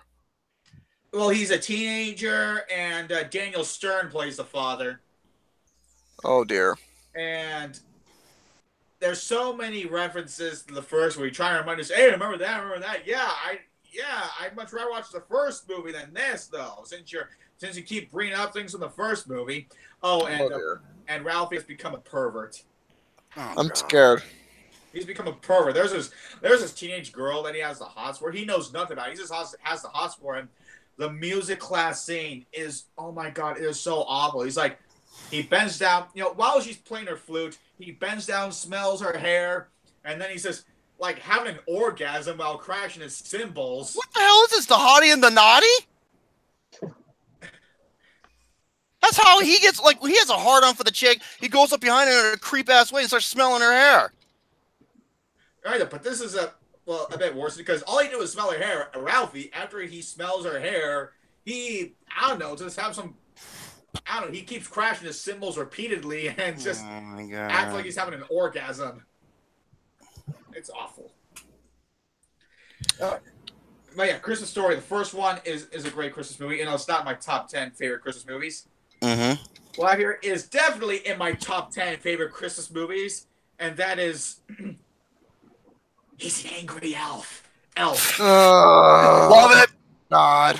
You be quiet, Gary. Fuck off. You fuck off. Elf is awesome. Fuck off. Awesome to you. Annoying to me. Yeah, because you're a fucking grouch, that's why. Santa! Oh my, shut the fuck up. He's happy to see fucking Santa, man. He grew up as an damn man-child fucking asshole. But it makes sense in the movie, because he was an elf his whole life, you dumb shit. Well, no, he was a human raised by elves. Well, but yeah, he was still raised.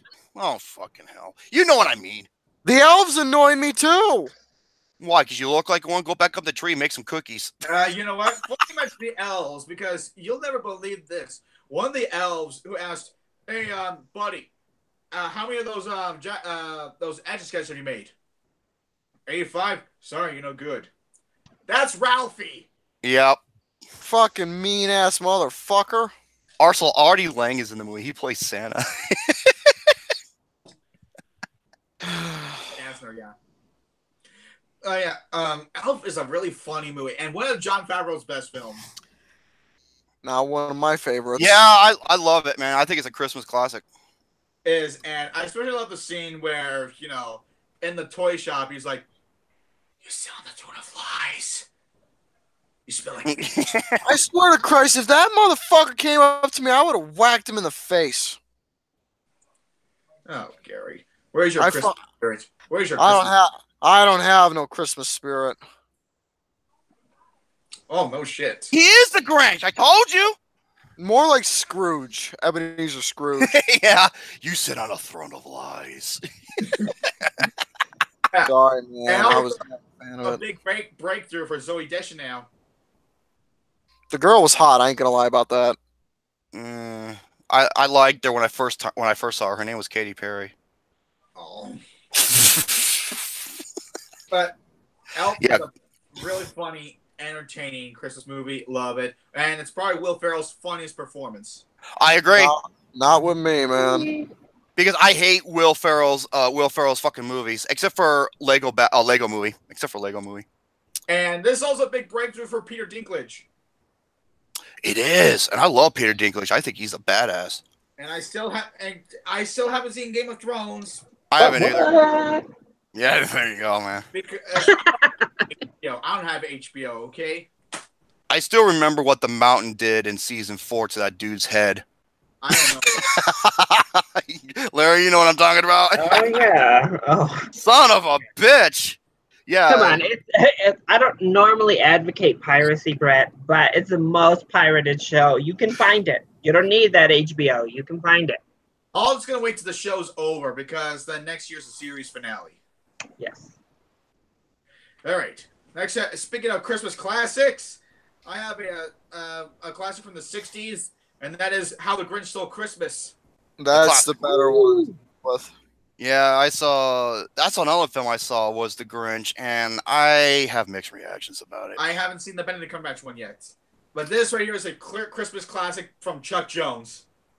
And it really feels like a Looney Tunes cartoon when you watch it because it's Chuck Jones. And Boris Karloff is terrific as the Grinch, as well as the narrator too.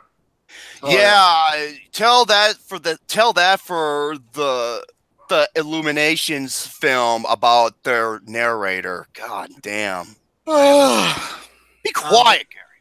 Yeah, The Grinch is a Christmas classic. You must watch it. It's 30 minutes long, but it's a great 30 minutes. Oh, it's excellent. It's a good movie. The best Grinch yet. Yep. Yeah. Oh yeah, it's definitely a Christmas classic. I highly recommend you see it. It is so touching. It has a great message too. Next area is another Christmas classic, and that is How the Grinch Stole Christmas. You had to get that Didn't they have the Polar Express on the Blu-ray? I have it on Blu-ray. Wait, how the Grinch stole you Christmas? already do? Huh? I was asking Brett if he already does. Yeah, I have Polar Express. Yeah, thank you. The 60s version will always be the best. You can't beat the classic. Right, For the but most part. I have such this high nostalgia for this one. I just love it. Oh, God. I love it too. It's okay. Gary, you sound like you're in labor. I worry about you, gentlemen. I think this is a really entertaining Ron Howard movie, even though what Ron Howard said in an interview is hypocritical. Ron Howard said, "Oh, we weren't trying to, create the charm of the original Grinch movie." I was like, okay, then why are you making this at all then? I knew C.A. Cougar was going to show up in the chat. He Yeah. fucking hates that movie. I think he has it like in his 10 worst films of all time. He hates it that goddamn somebody much. prefers Cat in the Hat to the Grinch. I don't know how that's possible. Oh my! Because that's a -1. That's saying something. Because unlike Cat in the Hat, the Grinch does have still a lot of the Dr. Seuss charm to it. It still has the Dr. Seuss charm to it. No solicitors. And I think Jim Carrey is excellent as the Grinch. He worked. I will give him that. He was good in it. He worked his way through all that makeup and that costume, where he actually becomes the Grinch. Pretty much. And this movie won the Oscar for best makeup too. I can agree with that. Well, for the Grinch, yes, but for the Who's, no. The makeup on the Who's, just make them normal people, okay? You don't have to make them exactly like the book, okay? Just make them normal people. Looked like fucking weasels. Would you be quiet? And how come Cindy Lou Who is the only normal looking one? That makes no sense. I don't know. Maybe that's a wake-up call.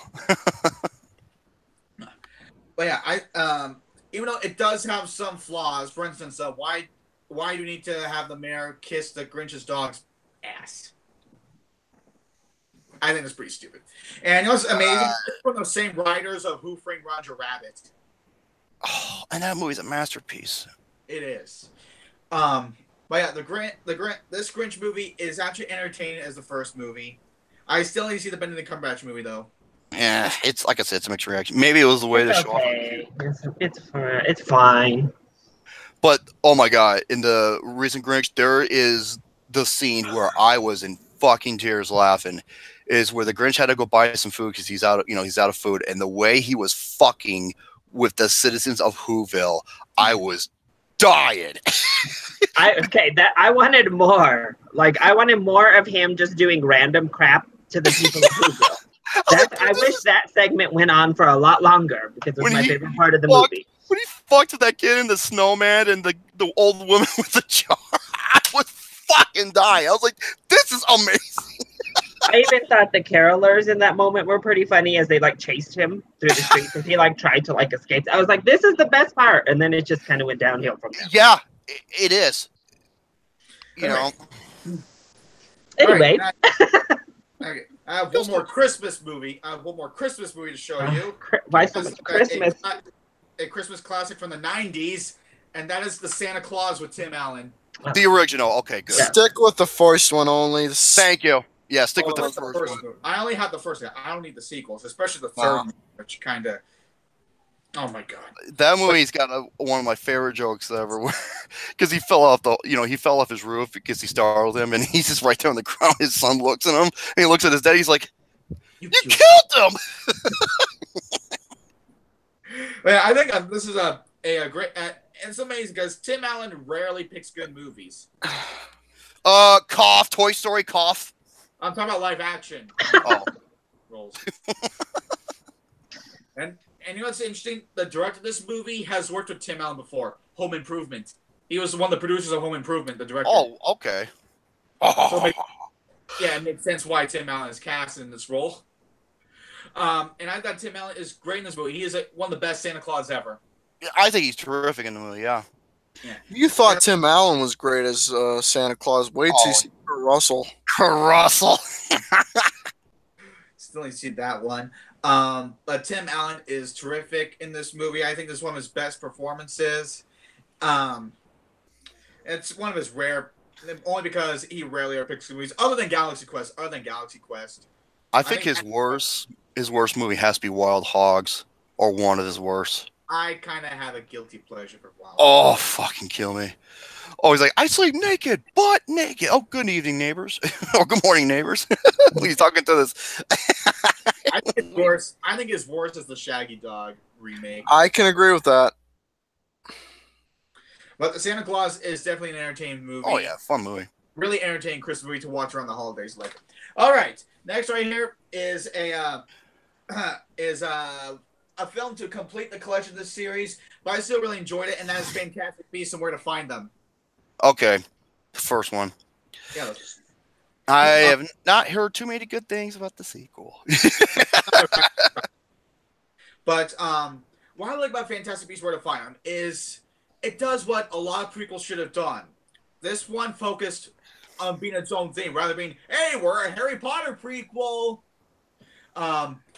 But this one, because like I said, this one doesn't really have any Easter eggs. Like, oh, here's a hidden gem. There's a gem. Yeah, I get. You're part of the Harry Potter universe. Can you please be your own thing? But this one actually does focus being on its own thing. Eddie Redmayne. Okay, sorry. Eddie Redmayne is terrific. I'm sorry. Every time I talk about Eddie Redmayne, I gotta do his voice. Every time I think of Eddie Redmayne, I'm thinking of Jupiter Ascending. My name is Eddie Redmayne. So much. Yeah. Brett, don't worry though. You'll get plenty of those Easter eggs. And hey, look, we're part of Harry Potter in the second one. Crimes of Grindelwald has lots of it. So. Oh, I'm scared then.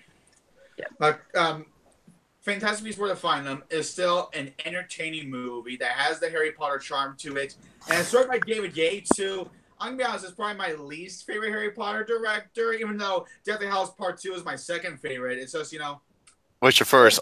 I'm guessing Prisoner of Azkaban. Alfonso Cuarón is my favorite Harry Potter director. I wish Prisoner of Azkaban. Yep. I wish he would stuck around for the rest of the series, or even Mike Newell, who did Goblet of Fire. That's awesome. Yeah, because 3, 4, and 8 are the only ones I care for.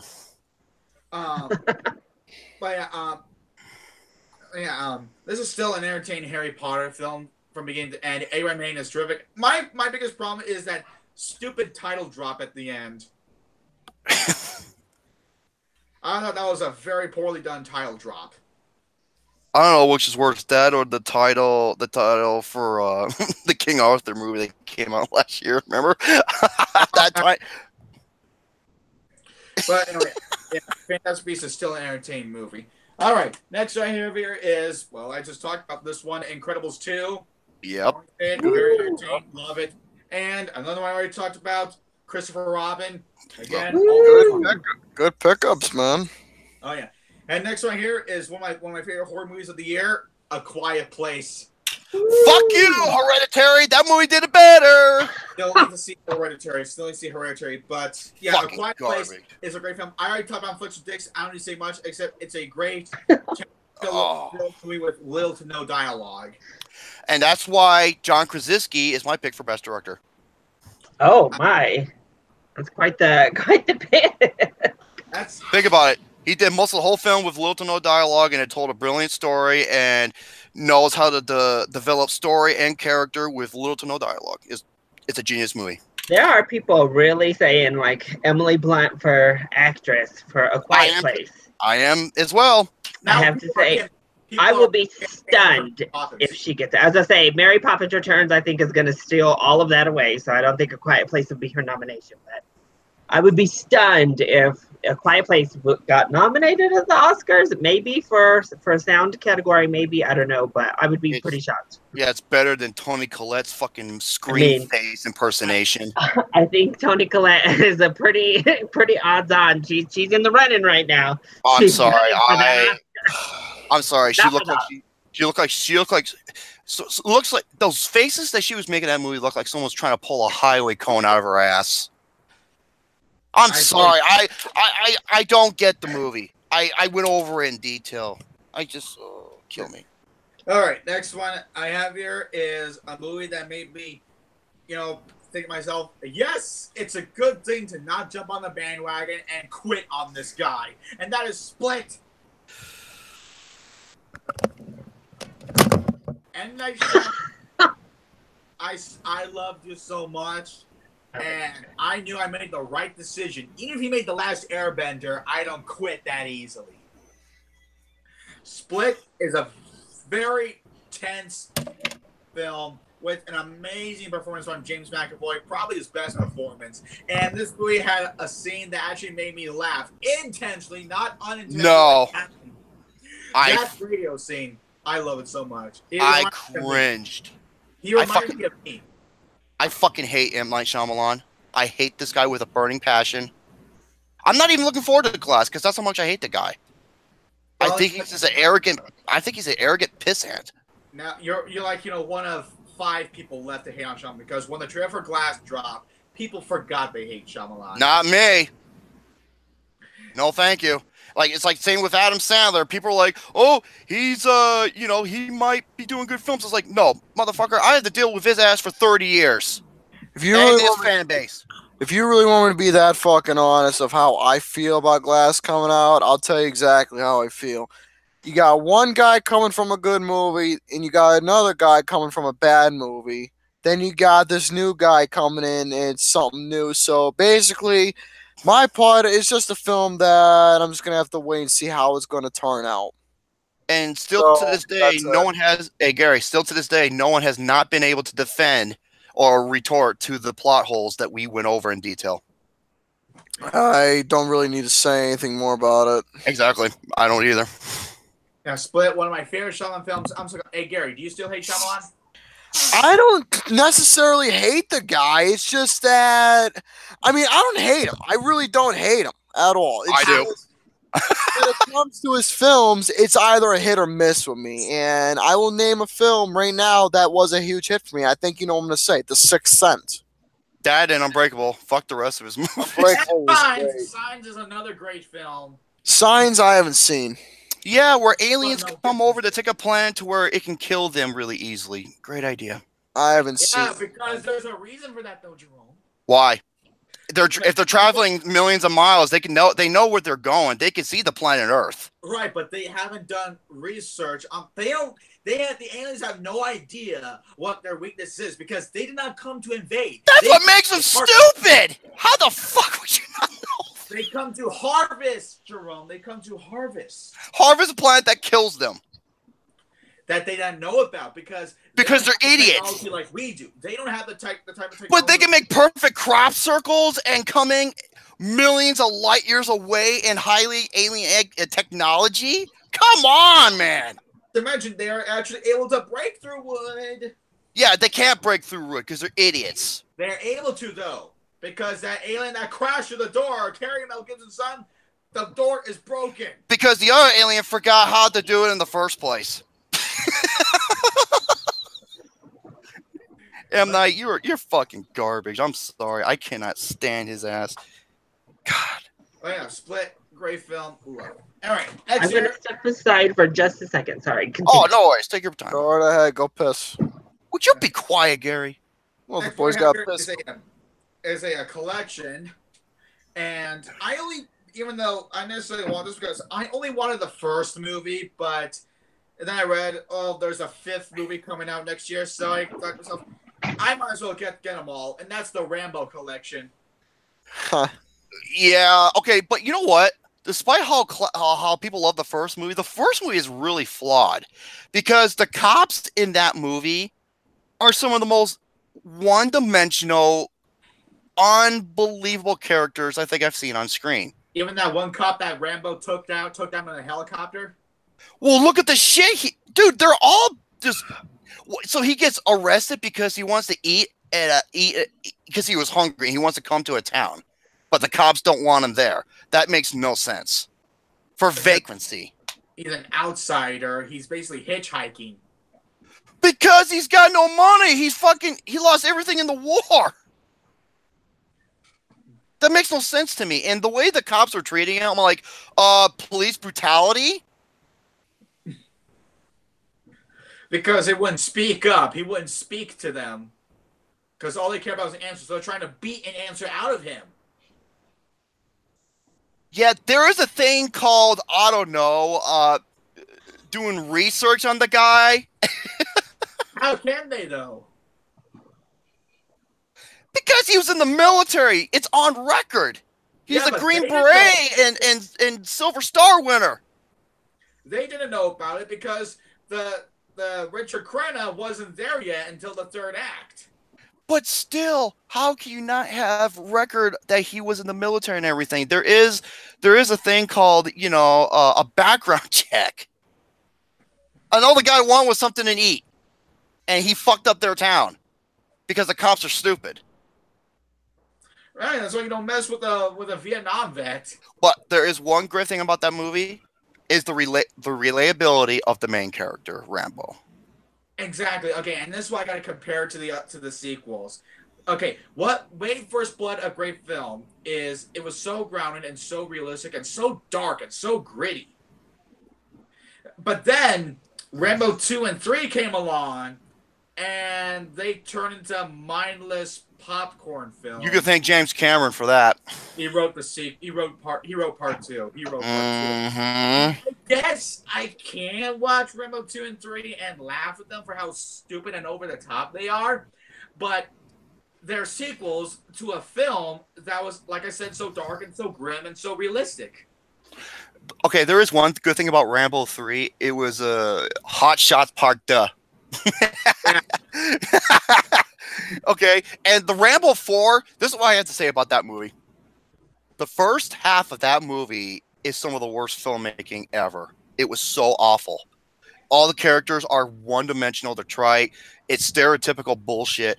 The sequence where he takes out that bow and he aims it at the mercenary's head, the movie literally does a 180 and it becomes an incredible war movie. Yeah, but I gave it a 5 out of 10. Stallone directed. No, I don't think Stallone should direct films. He can direct action. Look at this. Look at it. Okay, the 50 caliber that he fired and the carnage that he caused. That's what a 50 caliber machine gun does. Right. Especially with that 50 cal sniper when he was blowing people's heads off and shit. That's how powerful that shit is. Right. And there's gonna be a 5th one next year, and it's called Last Blood. So this will be the final Rambo film. I thought the 4th one was the final one. No, next one where Rambo's gonna take on some Mexican drug cartels.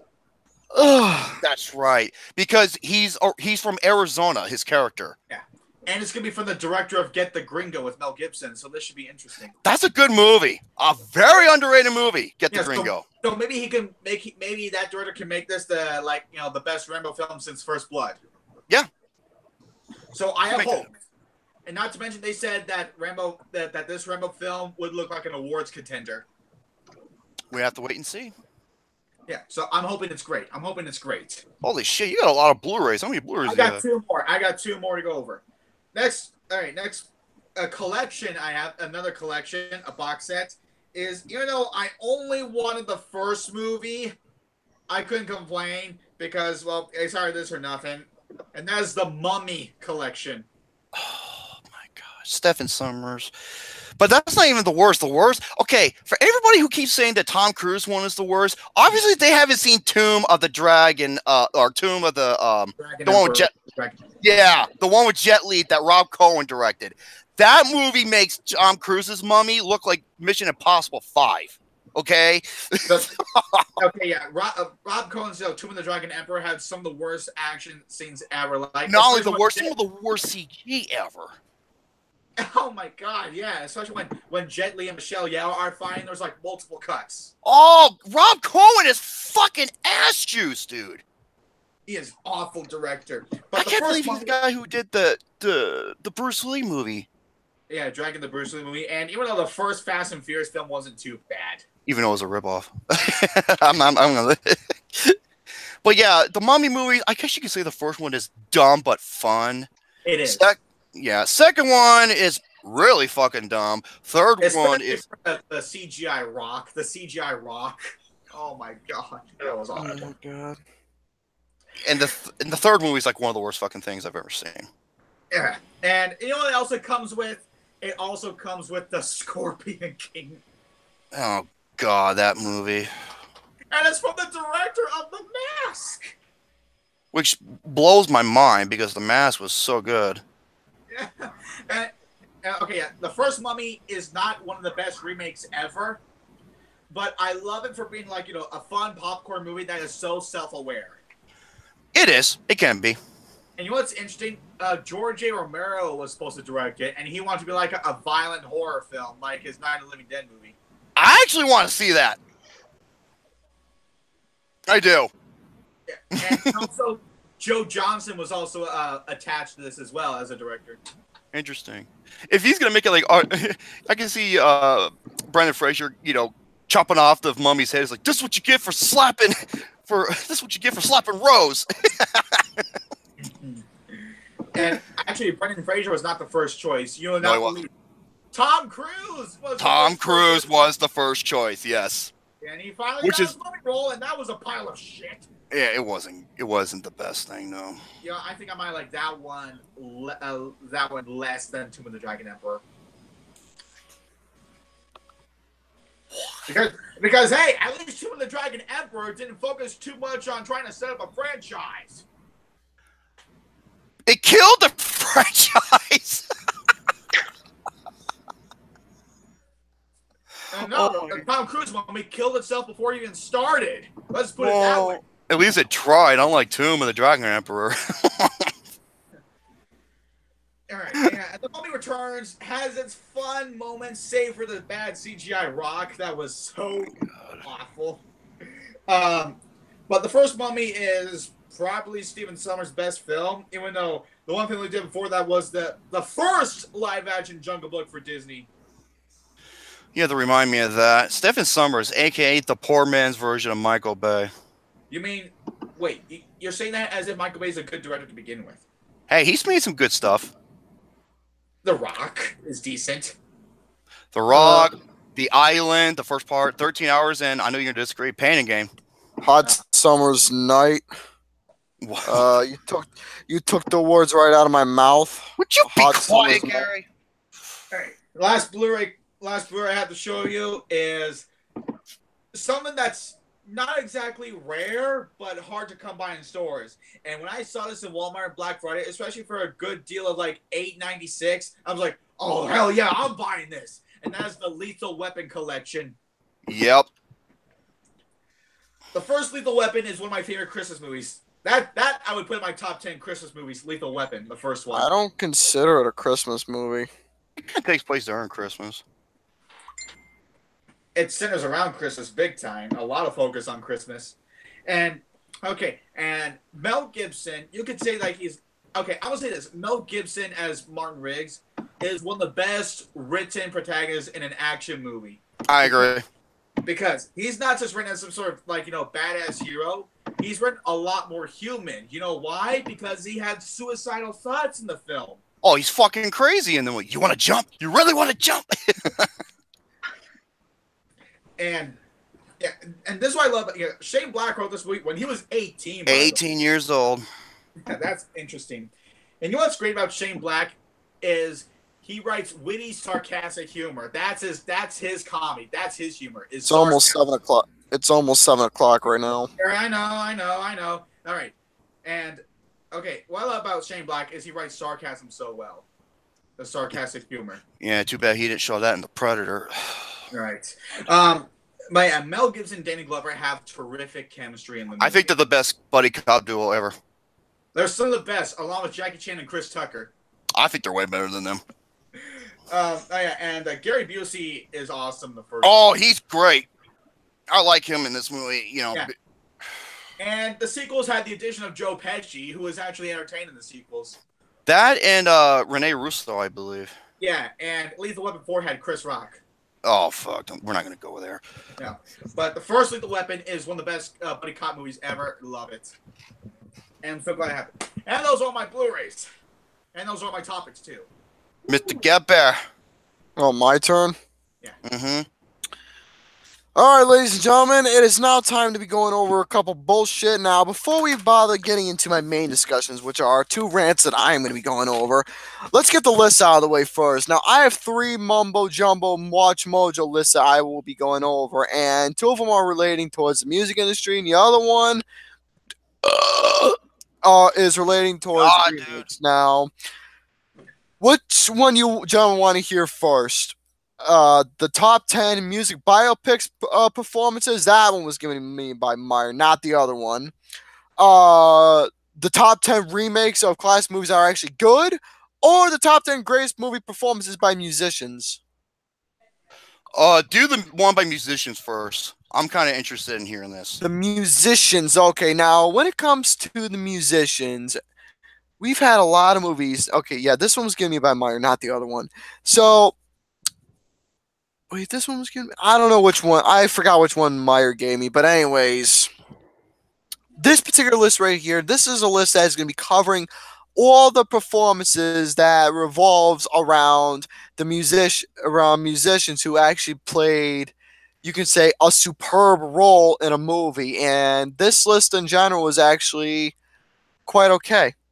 Yeah, I think I came up with this list right. I think I took a look at this list right here due to the fact that I wanted to look for some since Bohemian Rhapsody came out. I wanted to look at something. It was the Biopics is the one that I looked up. That's the one I picked up. So Meyer gave me this. But anyways, ladies and gentlemen, we're going to be going over the top 10 great movie performances by musicians according to Watchmojo. Number 10 is actually a nice pick, and I'm very satisfied with it. And it's one of my personal favorite biopics. That is Lou Diamond Phillips as Richie Valens in the 1987 picture La Bamba. Okay. I've heard of that movie. I'm sure a lot of people know who Richie Valens is and what La Bamba was about. What's number 9? Anyways, number 9 is Val Kilmer as Jim Morrison, The Doors. The Doors. What's this list we're going over? Watchmojo's top 10 great movie performances by musicians. Wait, Val Kilmer was a musician? Wait, I don't know. Wait, this isn't. This isn't the right list, Gary. This isn't the right list. Hold on, let me look at the fucking title again, because I know it's related to this. Let me look at the fucking title again. But anyways, let me continue on with this list. So Val Kilmer, he played as Jim Morrison in The Doors. What list is this? Top 10 great movie performances by musicians. And are you sure you're reading the right list? That's literally the name of the list. Watchmojo.com, top 10 great movie performances by musicians. That's the name. Watchmojo, I don't know what they're doing. It's literally the name of the list. So anyways, Val Kilmer played as Jim Morrison in the Doors biopic, and it's not really one of my favorite biopic films. I was not really a fan of Val Kilmer as Jim Morrison. Now, the next pick, number 8, is actually one of my favorites. And for those who don't know who the Sex Pistols are, one of their infamous bass players, Sid Vicious. Oh, yeah. Yeah, that he was a loose cannon in his own right mind. Gary Oldman playing as Sid Vicious in the movie called Sid and Nancy, 1986. That movie wasn't surrounding the Sex Pistols. It was mostly surrounding the controversial relationship between Sid and his woman, Nancy. Love him. So that's what that movie was surrounding. It was actually quite nice. I have no idea. Crazy ass movie, but it was something. Good performance from young Gary Oldman. Number 7, Angela Bassett as Tina Turner in What's Love Got to Do with It. That's why she's not higher on the list. Yeah. So I haven't seen the movie myself, but I'm assuming that it starts off with her in the Motown career, working with her brother Ike, then working her into solo career and the name she made for herself. So I'm assuming that's what the showcase in the movie is. I really don't know. No. All right, number 6. I've seen this movie how many fucking times, and it's quite inaccurate with a lot of its storytelling. But what makes the movie good is Gary Busey as Buddy Holly in the Buddy Holly story, 1978. Despite all the inaccuracies that was in the movie, it was okay. All right, number 5. This one should be to me in the top 3 because it was definitely that damn good. Number 5 is Sissy Spacek as Loretta Lynn in Coal Miner's Daughter, 1980. Yeah, that's a great one. It was a great performance. Great movie. Oh yeah, Loretta Lynn, one of the greatest female country musicians ever. God bless her soul. All right, now I'm gonna butcher this name really bad because my pronunciations are terrible. But number 4 is Marion Cotillard? Marion Cotillard. Yeah, Marion Cotillard in La Vie en Rose. Yeah. That's a great performance. She deserved that Oscar. Oh, yeah. Actually, I fucked up. I got my titles wrong. What? I got my titles wrong. I fucked up. Well, it had to be. I fucked up. It's okay, Gary. This here is the top 10 music biopics. The other one is the top 10 great music performances by musicians. I fucked up with my presentation here, so I just realized that, and I'm fucking stupid. But anyways, number 3 is F. Murray Abraham as Antonio Salieri in Amadeus 1984. Yes. He deserved Love Amadeus. Oh, so good. It's not really one of my personal favorites, per se, really. No? Nah, I was kind of bored with it. A little bit too bored with it. That's so good. I'm sorry, my good man. It's not really one of my favorites. Number 2, Reese Witherspoon as June Carter Cash in Walk the Line, 2005. Yes, that's a great one. It should be the other way around with Johnny Cash, but okay. I mean, her performance in that movie was phenomenal. I have it on Blu-ray. Yes, you do. And number 1, this is a one that you should have in your Blu-ray because this is a damn good movie. And there's no honorable mentions, but this one's hands down the best performance in any biopic starring musician, and that is Jamie Foxx playing as Ray. Yep, easily number 1. I don't have it on Blu-ray. You have to, dude, because it's a biopic to own. It's a great movie. And I fucked up my titles, by the way. This is the top 10 music biopic performances. The other ones were the top 10 great movies performed by musicians. Oh my God, Gary. It was my format on my computer was fucked up, so I screwed myself up, and I apologize for that. So that was that list. It was not too bad, honestly, for it being about 5 years old. So there you go. Next up, since we're still talking about music and my fuck-ups, the Watchmojo's top 10 great performances by musicians. And this is the list that we are going to be talking about right now. And this is the one that Meyer gave me. Okay. All right. So with this particular one, hold on. I got something right here. Don't worry about it. Number 10, Queen Latifah playing in Chicago 2002. Overrated as fuck. Yeah, I don't know if I... Oh, yeah, she's a musician. So, yeah, I understand that list, yeah. Number 9, Diana Ross as Lady Sings the Blues, 1972. We all know what that movie surrounding, Billie Holiday. Yeah, I still haven't seen that one. I heard it's supposed to be a good movie. I haven't seen either, but it's supposed to be somewhat interesting. All right, anyways, next up, Frank Sinatra as playing in The Manchurian Candidate. Candidate. I was thinking of, From Here to Eternity. He was amazing in that one. But anyways, number 7, Ice Cube, Boys in the Hood, 1991. He should be way higher. On Blu-ray. Next up, number 6, Eminem, 8 Mile, 2002. He's higher than fucking Ice Cube. Are you goddamn kidding me?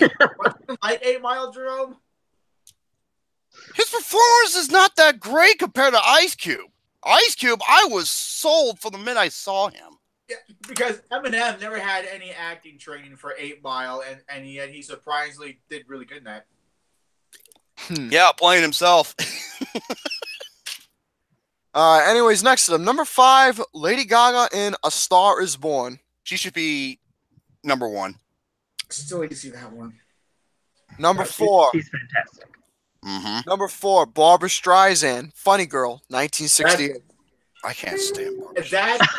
That is one of the few ties in Oscar history where both actresses won. Katharine Hepburn and Barbra Streisand won. It was a tie that year. Yeah. Next up, number 3, Jennifer Hudson in Dreamgirls, 2006. Yes. I agree. I agree. Not bad. All right, next up, Bjork in Dancer in the Dark, 2000. By the way, speaking of Bjork, fuck you, Lars von Testicle. Moving on. Let me guess. Number 1, Mariah Carey and Glitter. No. Is it Madonna for Spirited Away? or Spirit, or whatever that movie's called? The one the Guy Ritchie did? Yeah. Jesus. It's Swept Away. Swept. I say Spirited Away. I'm so sorry, Haruo Miyazaki. Well, here are the honorable mentions. You got Dolly Parton in 9 to 5, 1980, and I'm surprised this guy was a musician. Mark Wahlberg in Boogie Nights, 1996. Yeah, you don't know Marky Mark and the Funky Bunch? Marky Mark and the Funky Bunch. Before there was John Cena, there was Marky Mark, goddammit. Where do you think John Cena stole his gimmick from? Marky Mark. And number 1, I was thinking of that movie Burlesque, but okay. Oh, it's Cher in Moonstruck, 1987. Moonstruck. Yeah. No, not Burlesque. She did not deserve that Oscar, but she was great in that movie. I will say this. Number 1 should be Star is Born with Lady Gaga. Number 2, Ice Cube. And number 3, Jennifer Hudson. Burlesque. You know why that movie was nominated at the Golden Globes? So they can get their celebrities to sit at their tables and drink their food and wine. Yeah. Anyways, as for one of my topics, the last list, I'm going to save it for next episode because I really want to get to my rants a little bit more than the list. So I want to talk about something that's been egging me more a lot than one or the other. As you all know, I'm not even going to bother saying it. I'm just going to show you visually exactly. Mm-hmm. You see that poster up there? Mm-hmm. Not the Baby Driver. Fuck that. We're talking about this one right here. You see that handsome son of a bitch right there, Kurt Russell? Yeah. If I was in a... You know what? If I was in a porn of that movie, it'd be called Big Penis and Little Vagina. Yeah, that's what this new one should be called. Because let me tell you all right now, I talked about this idea of a Big Trouble in Little China sequel a while ago starring The Rock. Apparently, he's actually being fucking serious with this role. But here's the thing, though. If memory speaks, John Carpenter actually came out and started saying something about the role, saying that this shit should not happen. We all know about John Carpenter is he's a guy who keeps it fucking real, not only with his audience, but with producers, writers, or anybody that he associates with to make a movie. He keeps it 100% fucking legit with everyone. And he does not want The Rock to bother touching to make a sequel to his movie. And I fully support John Carpenter's thought 100%. Because he does the same fucking role in every movie. That's all he does is play the same fucking role. He just comes out playing this jacked, steroided bimbo motherfucker. Mr. Badass, as you like to call him. And look at him, he did the same shit in the Scorpion King, did the same shit in Baywatch, did the same shit in Rampage, Skyscraper, Pain and Gain. No, not Pain and Gain.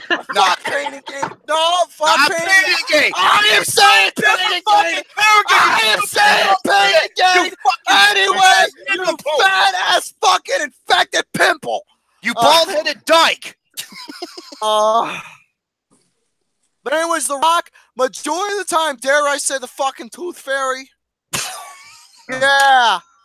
No, to me, his worst movies, shit. Doom, The Game Plan, and Southland Tales. Don't fucking remind me. See, The Rock, I love him as a wrestler. I don't like him as a fucking actor. You know what? So with this idea of...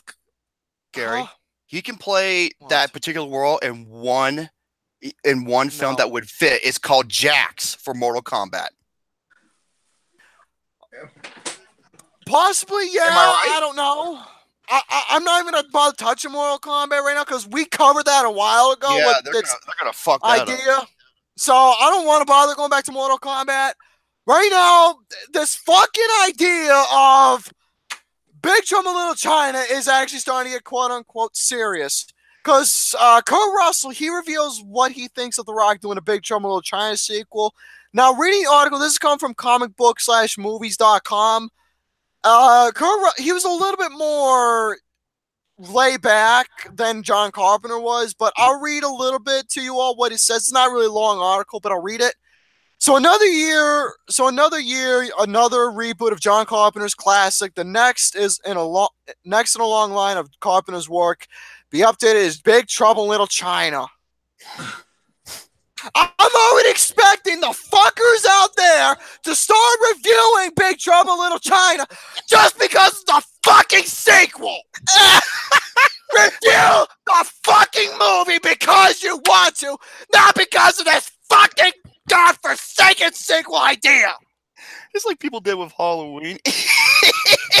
Except with Brett, it was different. You know what I'm gonna do since Halloween's coming out? I'm gonna review it because I have to for the sequel. How about kiss my fucking white hairy nuts? You're talking to me, Gary? White and hairy? God, they need a wax and a tan. Right, yours was totally different from what I'm talking about. You were doing a marathon. I'm talking about something totally different. So anyways, with Big Trouble in Little China, I'm already expecting, Big Trouble in Little China, I've never seen the movie before, but since The Rock's going to be playing in a sequel to it, I have to see it now. Again, kiss my fucking unshaved hairy nutsack. Fucking weasels. Hey, Gary, I picture if you got a wax job, it look like a carpet sample. So anyways, I would keep my glasses off, but I gotta read this because if I don't read it... Larry, I'm the same way. I'm just like, silky smooth. But anyways, action comedy that starred Kurt Russell as the badass Jack motherfucking Burton, a big mouth truck driver with an over-the-top attitude, finds himself in a supernatural battle in Chinatown's underground in San Francisco. And it actually made perfect sense with the title because the movie was poking fun as a quote-unquote cheesy action film. It was like poking fun at it. Yeah, it's like I won't say a parody, but it's like a it's like a well-known classic 80s action film. Yeah. Christine's like, that's what it was. But anyways, while the original was not intentionally successful due to the fact it's now a cult classic and fan favorite, so it's no surprise we'll be seeing the story resurface in today's age of reboots, revivals, and remakes. You know what? Instead of keeping Back to the Future separate, I'm going to add it into this one to save some time.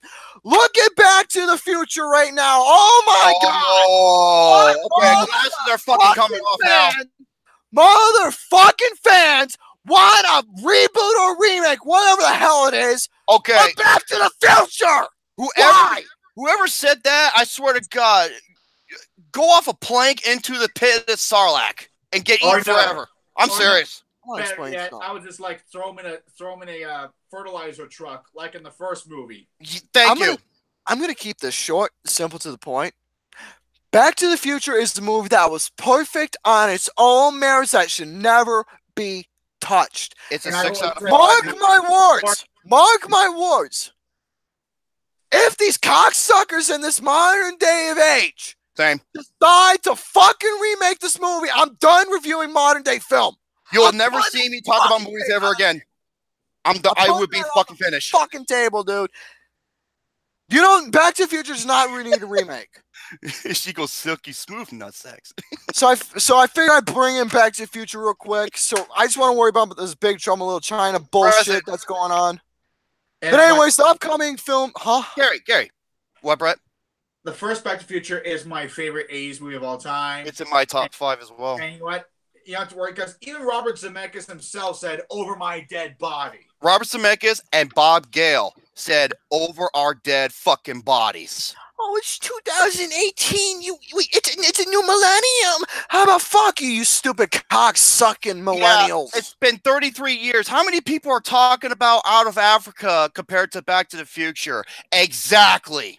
Fucking millennials, dude. But anyways, back to this. The upcoming film, which is set to star Dwayne "The Rock" Johnson, has already met some backlash from the original director. And I quote, they want a movie with Dwayne Johnson. That's what they want. So they just picked that title. Carpenter said they don't give about shit. They don't give a shit about me and my movie. That movie wasn't a success, and it wasn't. It became a B movie, and It shows that they don't give a fuck about how Carpenter feels of them messing with his movies. Exactly. And that fucking hurts, dude. Because at least with The Thing, that was a prequel leading up to it. And sure, it wasn't a good movie, but it had those values, and the way that leads up to the original, it made sense. It made total sense. It made sense to everything that happened in Carpenter's film, and I'm not going to lie, for the ideal concept they did with the 2011 movie, that was actually clever within the planned storytelling leading up to Carpenter's. So I have to give that movie credit for that. Doesn't change the fact that that movie had really bland and boring characters I couldn't care about, that was not as interesting as the original The Thing. Yeah. Yeah. Anyways, while Russell isn't quite as negative about the idea as Carpenter, he's worked with multiple other projects, you know, again, The Thing, Escape from New York. I'm not saying the last one on here because this sequel never exists. Oh my god, in my mind. Horrible. The actor today, USA Today, he probably won't be a part of the new film, which I hope to God Jack Burton doesn't come back in this one.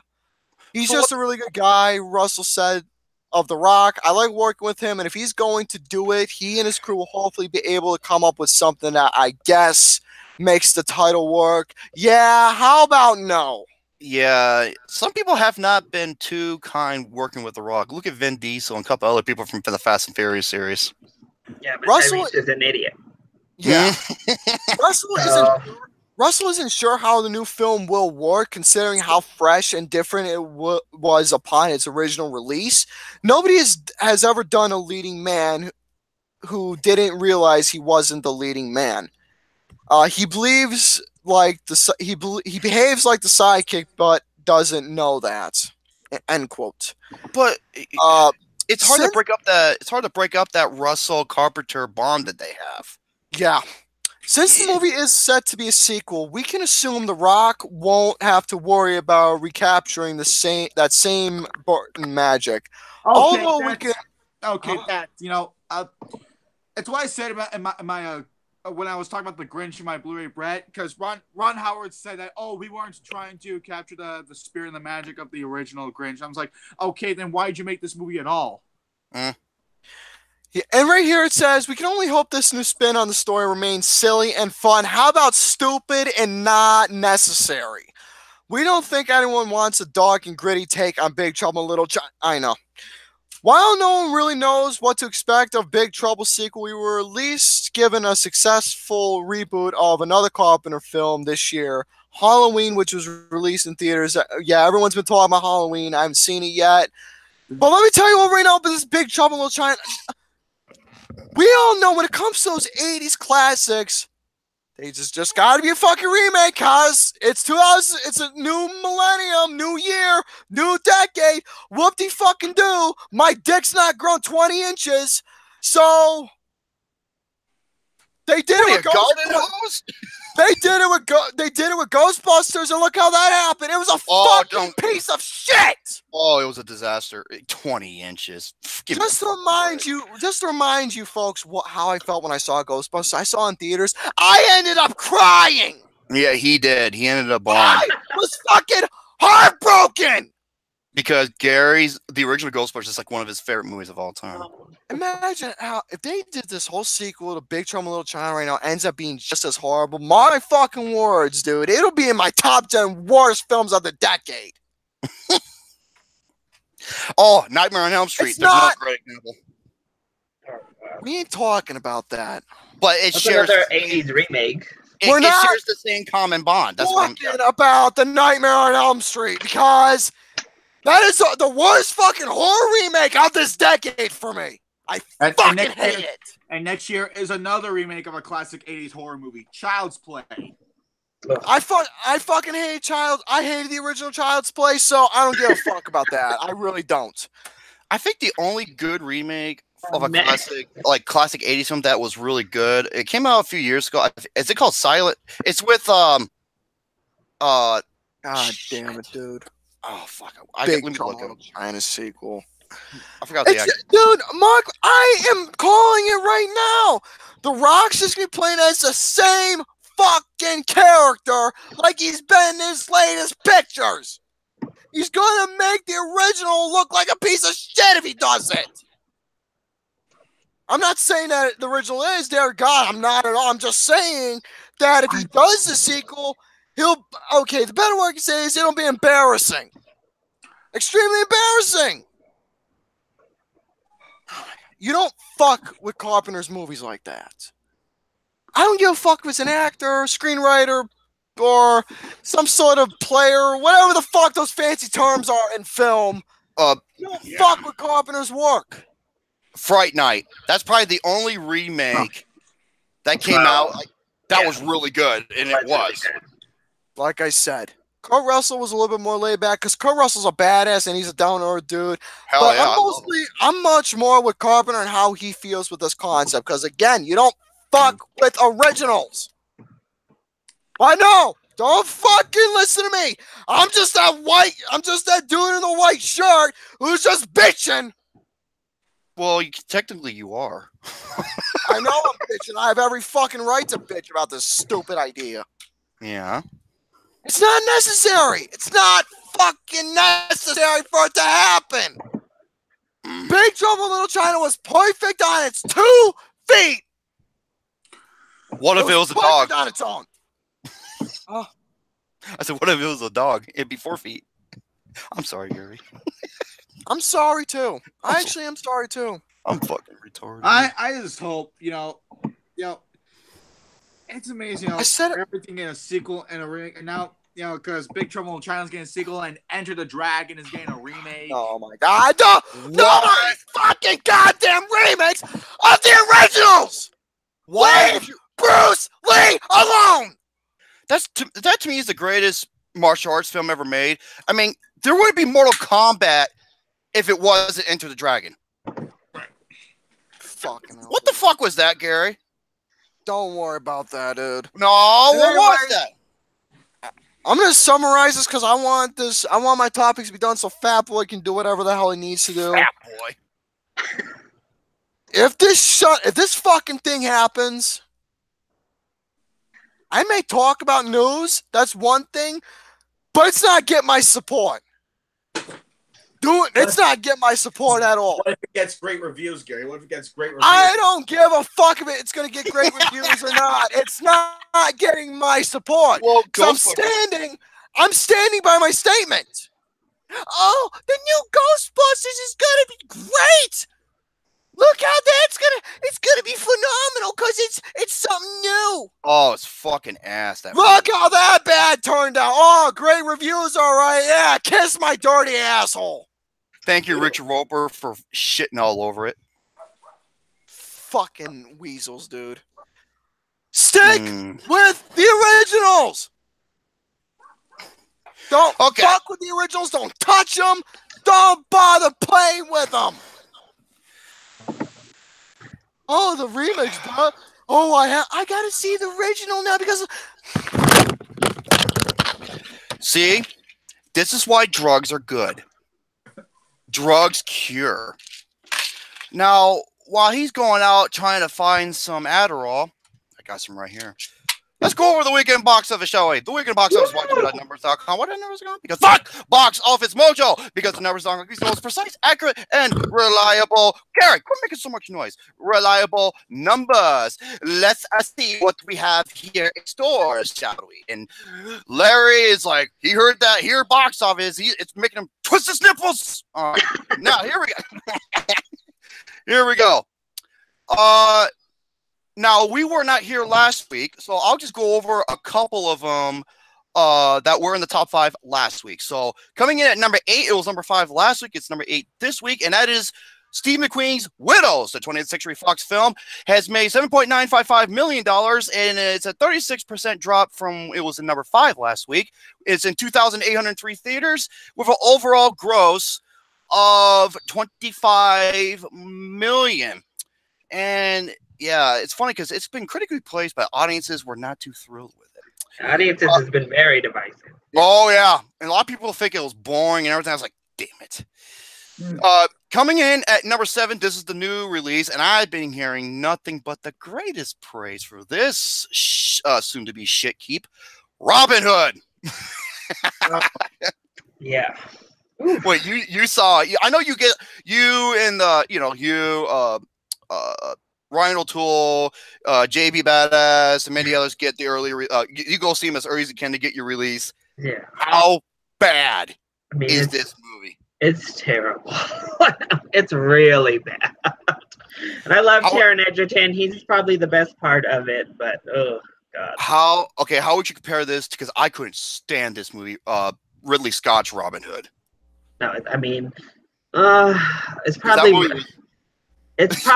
technically a little bit worse. I think I might have enjoyed it a little bit more because I did not like Ridley Scott's Robin Hood at all. The only good thing about it was like the final act where he's Robin Hood.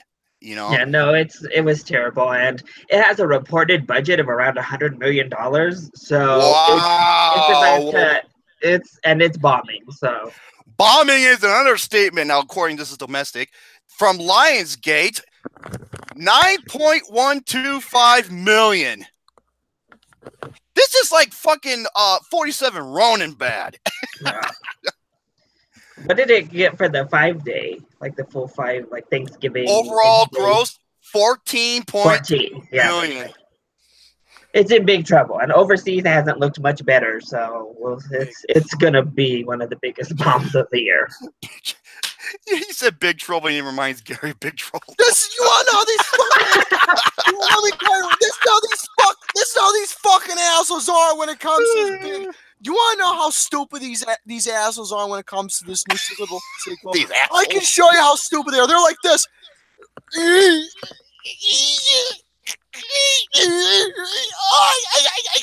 gotta see it now, but guys, I gotta see the original now. Fucking retards. Someone turn that into a GIF, please. Thank you very much. I will timestamp it for you. All right. Why do you think I was keeping quiet? Oh my. Thank you. Count Victor's like, I'm on it.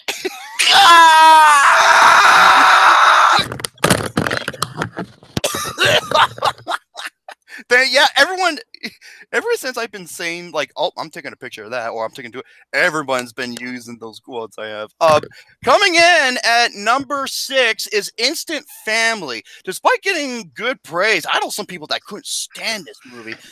From Paramount Pictures, it's made, last week it was number 4, this week's number 6, has made $12.5 million, it's in 3,286 theaters, with an overall gross of 35.7, Gary, be quiet, 35.7 million.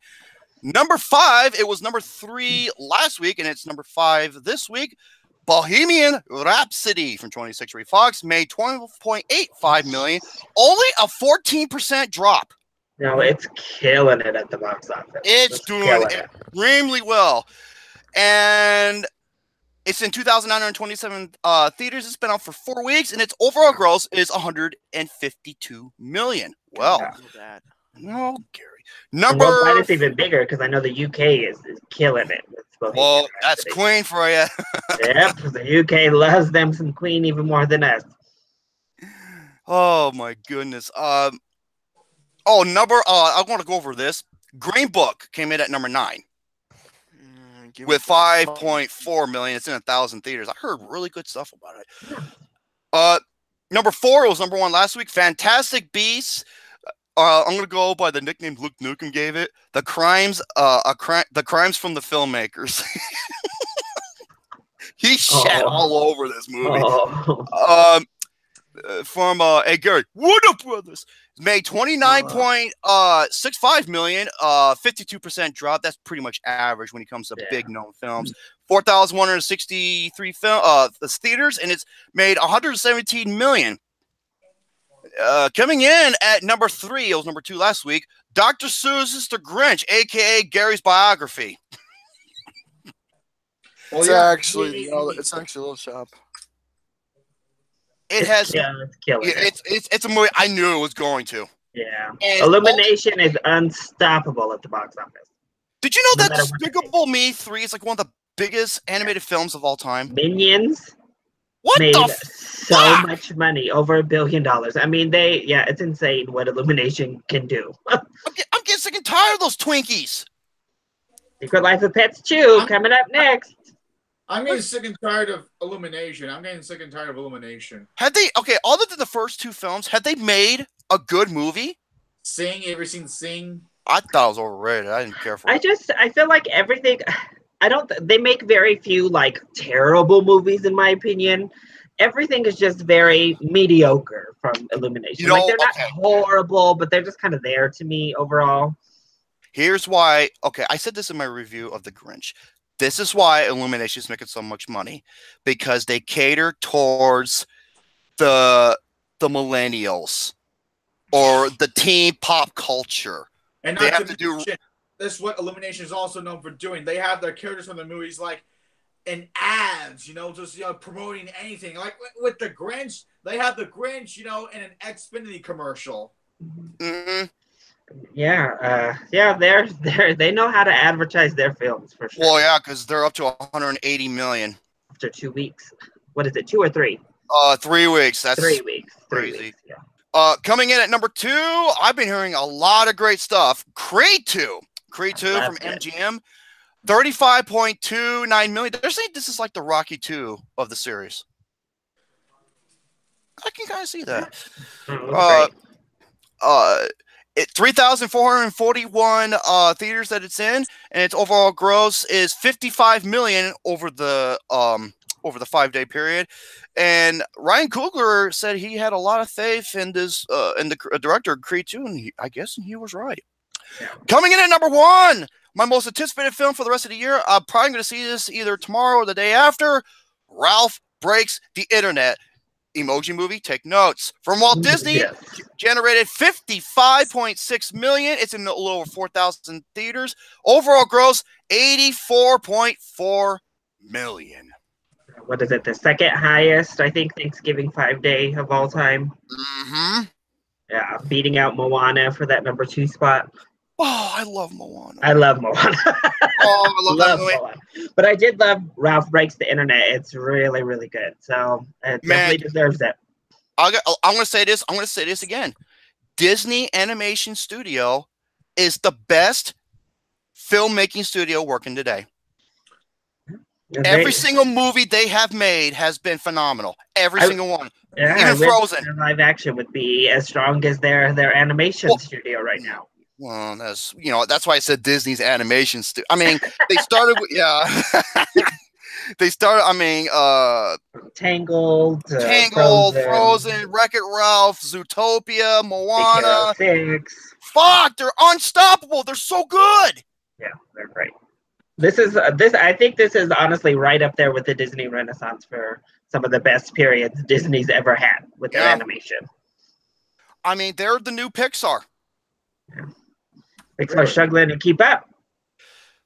But that's okay, because Dragon 3 is going to beat them all. Yes. All right. I love my toothless and hiccup, man. Okay. I got... What? I think I got to take a shit soon. Oh, my God, Gary, would you fuck off? And just go. Go take a dump. Go empty your ass.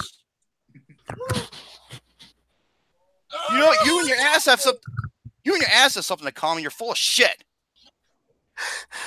Okay, ladies and gentlemen. What would you like me to go over? Because, like I said, I can go over the People's Choice Awards. I can go do the P.D.C.A. drinking game. I got some movie games we can play. Go over Bill Maher. Go over Bill Maher. Bill Maher, this cocksucker here. I fucking hate this guy. He is a little bitch-ass weasel. He's always has been. You know what? I want to say this. And I said this before, what he said about he didn't say about the comic movies and the people who read comic books. I thought to myself, not even the biggest hipsters on earth don't act this way. And you know what? He's talking about this yet. He had a cameo in Iron Man 3. Look at the irony behind it. Let me just say, I'm a big liberal, and I hate Bill Maher. Like, I am liberal solidly. Hate him. I've hated him long before this because he's trash. But and then he came out with a clarification on his comments. We're gonna go over that.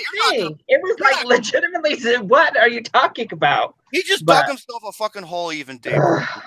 Hold on a second. Yeah, Bill Maher. Oh, he's the type of guy where if you don't agree with him, he'll hate you. He'll go after your religion. He made a documentary out of it and bashed the Oscars for not nominating him for it. He even said it right when he was presenting an award. He's a fucking little weasel bitch. That's what he is. He's trash. Exactly. He gives liberals a bad name. He really is. He's the fucking drizzling shits. That's what he is. Okay. This is what he said word for word in reply to his controversial remarks. Here we go. Hang on to your seat, folks, because you're going to lose your goddamn mind. I saw it on Larry King. I watched it on Larry King. This is what he said on Larry King. I am agnostic on Stan Lee, Maher said. I don't read comic books. I didn't even read them when I was a child. What I was saying is a culture that thinks that comic books and comic book movies are profound meditations on the human condition is a dumb fucking culture. And for people to get mad at that just proves my point. You want to talk about getting off your fucking high horse and playing the straw man argument, profound meditations on the human condition. You condescending asswipe. Yeah. Do you know why Stan Lee was a legacy, with comic book readers? Even though I never read any comic books in my life, however, I do the research on how much of an impact they would have, on this planet, because they can inspire people, for writing. Like they want to be, as good. It's called being inspiration. That's what Stan Lee did to people. An inspiration. Bill Maher, you can't even fucking sniff Stan Lee's jockstrap, let alone fucking wear it. And you know what? The people at Marvel bashed Bill Maher. The people at Marvel bashed Bill Maher for that. Well, because it's ridiculous. It's overlooking the entire concept, I guess, of what comic books became. Or not, maybe he did it on purpose. He did it on purpose because that's how Bill Maher is. He's a fucking little weasel smartass. Well, also, even if you look at the base, so the X-Men are the one I'm probably most versed in, because they're my favorite property. The X-Men have been an allegory and have tackled so many social issues throughout its history, from its conception, all the way through, even in the films, in the comic books, in the television shows, everything from race to LGBT issues to, literally, they were Martin Luther King and Malcolm X allegories. It's ridiculous to even say that, but just the general fact of you must not have ever felt like an outsider if you can't understand why people have felt superheroes and comic books are a human condition and have gravitated toward them as outsiders to the norm for so long. It's stupid, it's ignorant, it's ridiculous. Yeah. Bill Maher, shut up. Bill Maher, hey, the next time you should open up your mouth so I can stick my fat prick in it. I want to beat his ass. I really do. And he's a little bitch-ass weasel. That's all he is. Seriously, oh my God. You know what? I wish a face hugger grabbed him so that an alien can come out of his face instead of his heart. And yes, folks, this is a base. Yeah, very nice. Use that base to bash it over his fucking melon head. I spent $600 on this thing. I'm not doing this shit. Hey, Bill Maher, you might as well get Just for Man. You're not going to get any grayer soon. Fucking roadkill looking bitch. Okay. Haven't gone over that. A lot of people want me to go do the P.D.C.A. drinking game. Let's do so. Now, in case you don't know... What? After this, I was saying you should do a slideshow because you haven't done that in a while. I have. It's not prepared. I'm sorry, I'm playing my bass. Go ahead. If I go through the Facebook Messenger pictures, there might be some pictures in there that I may or may not be able to show. Okay. Also, so after this, I want you to go over the People's Choice Awards after the P.D.C.A. drinking game. Okay. So the P.D.C.A. drinking game. If you don't know what a P.D.C.A. is, a P.D.C.A. is a term I created. It stands for pretentious douchebag cinephile asshole. These are the type of people that go after others, especially for their popular tastes. For example, the radical A24 fucknuts likes to go after people who love Marvel, especially from I'm a bit because people say my Blu-ray collection is full of, you know, I'm gonna say it, American movies. Which is that is a P.D.C.A. for you. Okay. Or another reason is the asshole who loves a Boar story, but go after people for loving Wonder Woman. Don't worry, Larry, I got your back, buddy. Yeah, and I'm thinking to myself, oh, really? Let's see. Wonder Woman won a lot of Critics' Choice Awards. It was on the AFI's top 10 list. It was one of the biggest. Hey, JP. Hey, Gary, your pudding's on. Did you see how Gary got an erection there? And many more. And Wonder Woman was a tour de force. And fuck you, James Cameron, you has-been, because Patty Jenkins owned your ass, just like your previous ex-wives. Zing! And one of those ex-wives was Linda Hamilton. Yeah, Linda Hamilton? Yeah, and, say hi to Kathleen Bigelow and her Oscar for me, would you? Now, I'm going there, motherfuckers. Now, let's go over what makes a P.D.C.A. a P.D.C.A. of some of their stereotypes, so to speak. One of them is they go after people for popular taste. I've seen it time and time again, like I mentioned to Brett. Number two, they hate Marvel movies. They despise them. Or anything that's a blockbuster. They despise it. Number three, they resort themselves to A24 films or art house or small independent films because they say they have better storytelling and more to follow rather than these big blockbusters. You know, I was on that. I'm to my everlasting shame, I was in that camp before. You know, it's just like, oh, I want to go to when I say independent films because I don't go over blockbusters. If I say, you know, because that would mean like, you know, yeah, I quit the hipster, you know, thing. I can still look at independent films the way I look at independent films, but I'm done being a hipster about, you know, certain blockbuster films, you know. Okay, Jared Poirier says Marvel sucks, and he spells it S-U-X. Next one, you can find a good amount of them on Film Twitter, which is the cancer of fucking film discussion. It became that. Yeah, or as I like to call them, film twats. Next one, they love to nut grab a specific type of director. And I have a couple of them. Mine mad. You dealt with Nolan, don't you? Yeah, but Nolan's the god. And I do with Scorsese, man. But Scorsese's also a god. Yes, he is. I'm so pissed what he said about the people who hated Mother, but that's a different story. Jared, I mentioned Smash or Pass. Don't worry. I'm trying to go through things as fast as I can. For example, Nicholas Winding Refn is one. David Lynch is one. Denis Villeneuve is a big one. I'm like that with Denis Villeneuve. Well, a lot of people are. But they are heavily. Wes Anderson. Yeah. Here. Woody Allen is another one. No, here, as a director, not as as a person. Well, as a terrible person. Oof. Yeah, I'm going to stand up for my buddy Roman Polanski, who sodomized a 13-year-old girl. Wonderful. You feel so proud for yourself, you fucking creepy daughter fucker. And did I read that Roman Polanski's signing on to do a new project? Like, what in the world?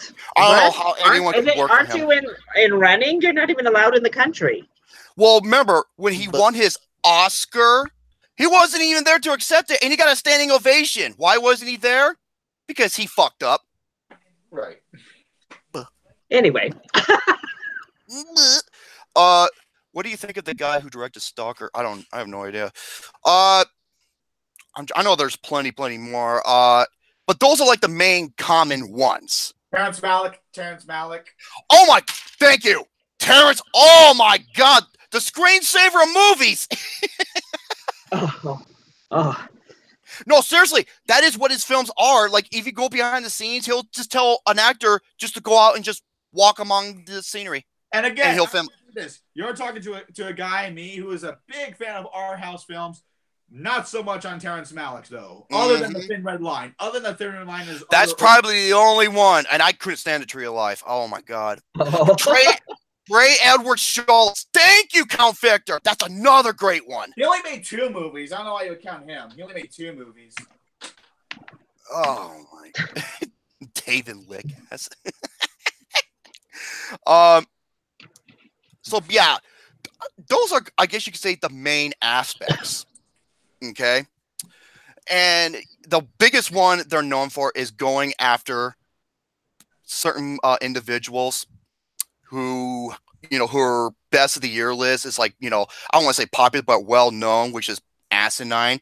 Because I was just like, yeah, many of my films have that along with independents, and for the past 2 to 3 years, my top 10 list averages out 92%.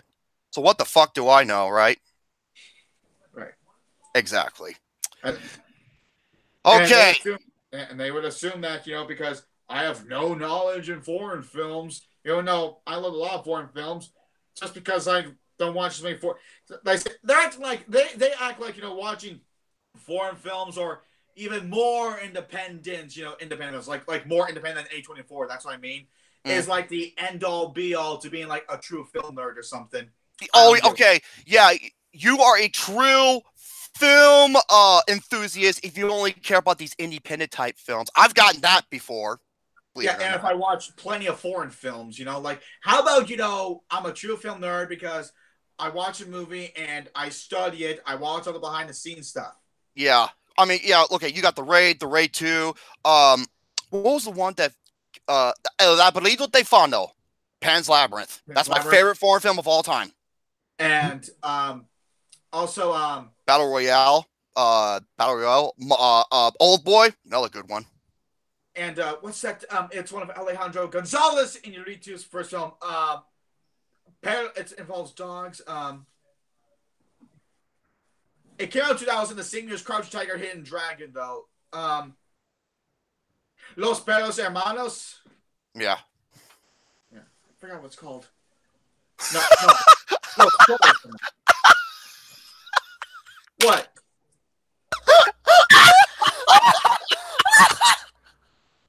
Hey, Larry. Can you read the group chat? I can't read it, but what does it say? The what? Okay, you do. What I mean? Oh my God, Gary, you got a keen eye. Oh my. It's not in the live chat, it's in the group chat. Yeah, I went and looked. I don't get it. What? Oh, Stiff Nipple City. Oh my Lord. Gary. Hey, Brett, are you cold in there? No. It's Nipples in the city.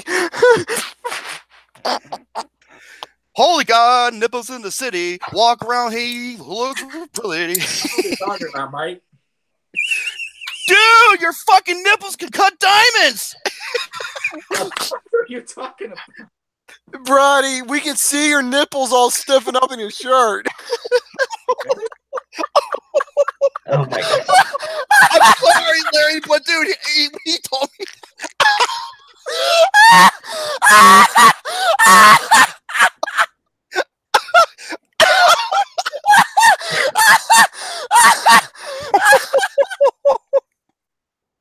Boy, it's cold tonight.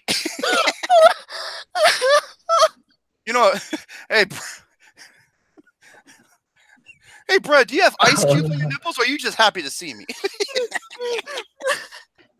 Okay, as I was. Okay. The People's Choice Award. Brett, you are the best, dude. Oh my God, that was fucking funny. Lots of love. Lots of love. Don't hate. Stiffen up.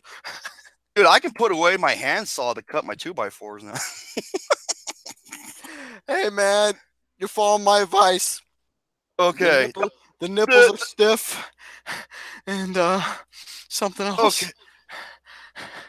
Thank you. I wanted yes, thanks to Aliyah Burnette in the chat. We're going to go over the People's Choice Awards, aka the YDB award show. The Young Dumb Bitches. Because that's who votes on this shit. Folks, we are at a time where films like 50 Shades Darker wins. Yeah. So, and some people say People's Choice Awards are better than the Oscars because they know what the people love. No. This is like the lowest. No. This is why Gary and I created the Netowrk Film Awards, because of that. Okay. No, the People's Choice Awards is like, it's a popularity. It's like as bad as the MTV Movie Awards. Or the Kids' Choice Awards too. I mean, think about it. They pick the first Despicable Me for Best Animated Feature over Toy Story 3. Or they're just as bad as the Golden Joysticks Awards when they pick fucking Fortnite over God of War 3 and Red Dead Redemption 2 and Spider-Man, even though God of War won the most awards. And Red Dead won Critics' Choice. See what I'm saying? Because why? Because whoever wins the ultimate is voted upon popularity. Okay. For Best Film of 2018, I'm not going to go over the I can go in really fast. You got Black Panther, Incredibles 2, 50 Shades Free. Why is that fucking nominated? And A Quiet Place winner, Avengers Infinity War. And any of those other films would have won, I would have been happy. Fuck the 50 Shades movie. Not 50 Shades Free, no. Okay. This is where I go from hard to flaccid. The comedy movie of 2018. Love, Simon. Pretty good movie. Blockers. Fucking hysterical. Crazy Rich Asians. Oh, that's a good one. That's a really good movie. It is, but I don't need to talk about it. I don't need to bring up my personal vendetta anymore. Hey, Gary, every time you saw him shirtless, you just wanted to fucking just go Kool-Aid through the wall. Man, Constance Wu, she was cute as hell in that movie. Mamma Mia, Here We Don't Go Again. Still need to see that one. And the winner is The Spy Who Took a Lava Dump All Over Me. Oh my God. Lucas and I did an in-depth review of that movie. It is awful. All right. Action movie of 2018. Stop. Before I look at this, where the fuck is Mission Impossible Fallout? Because that's the winner. Left off the nominee list. Jesus Christ. What were the nominees? Black Panther, Deadpool 2, Jurassic World Fallen Kingdom, Ocean's 8. No! Fallen Kingdom! I agree, C.A. Cougar. Love, Simon should have won. For me, my favorite comedy of the year is either Blockers or Deadpool 2 or Incredibles. Or Blockers. I loved Blockers. Oh, Blockers was funny, man. What else was I going to say? Jurassic World Fallen Kingdom, a.k.a. The film made by PETA. Because it felt like it. The winner is Avengers Infinity War. Family movie of 2018. We have A Wrinkled Ballsack. Thank you, Gary. Hotel Transylvania 3. Christopher Robin. I can only imagine. Yeah, I can only imagine why this list sucks ass. And its winner is The Incredibles 2. Okay. That's good. Me and C.A. Cougar, I think we would have been on the same page. Oh. With our picks. Holy sweet innocent Jesus. This is where we go from sugar to shit. Okay. Drama film of 2018. Okay, what are the nominees? We got 12 Strong. That's a war movie. A Quiet Place. That's a horror film. Midnight Sun. I'm not too familiar with it. Well, it's terrible. Red Sparrow. I didn't mind it. I thought it was cool. I didn't like it at all. Its winner, 50 Shades Freed. Seriously? 50 Shades Fucked, as I like to call it. That's a little... I'm not watching it, Chad. A Quiet Place definitely should have won out of the... But that's a horror film. I mean, it's not...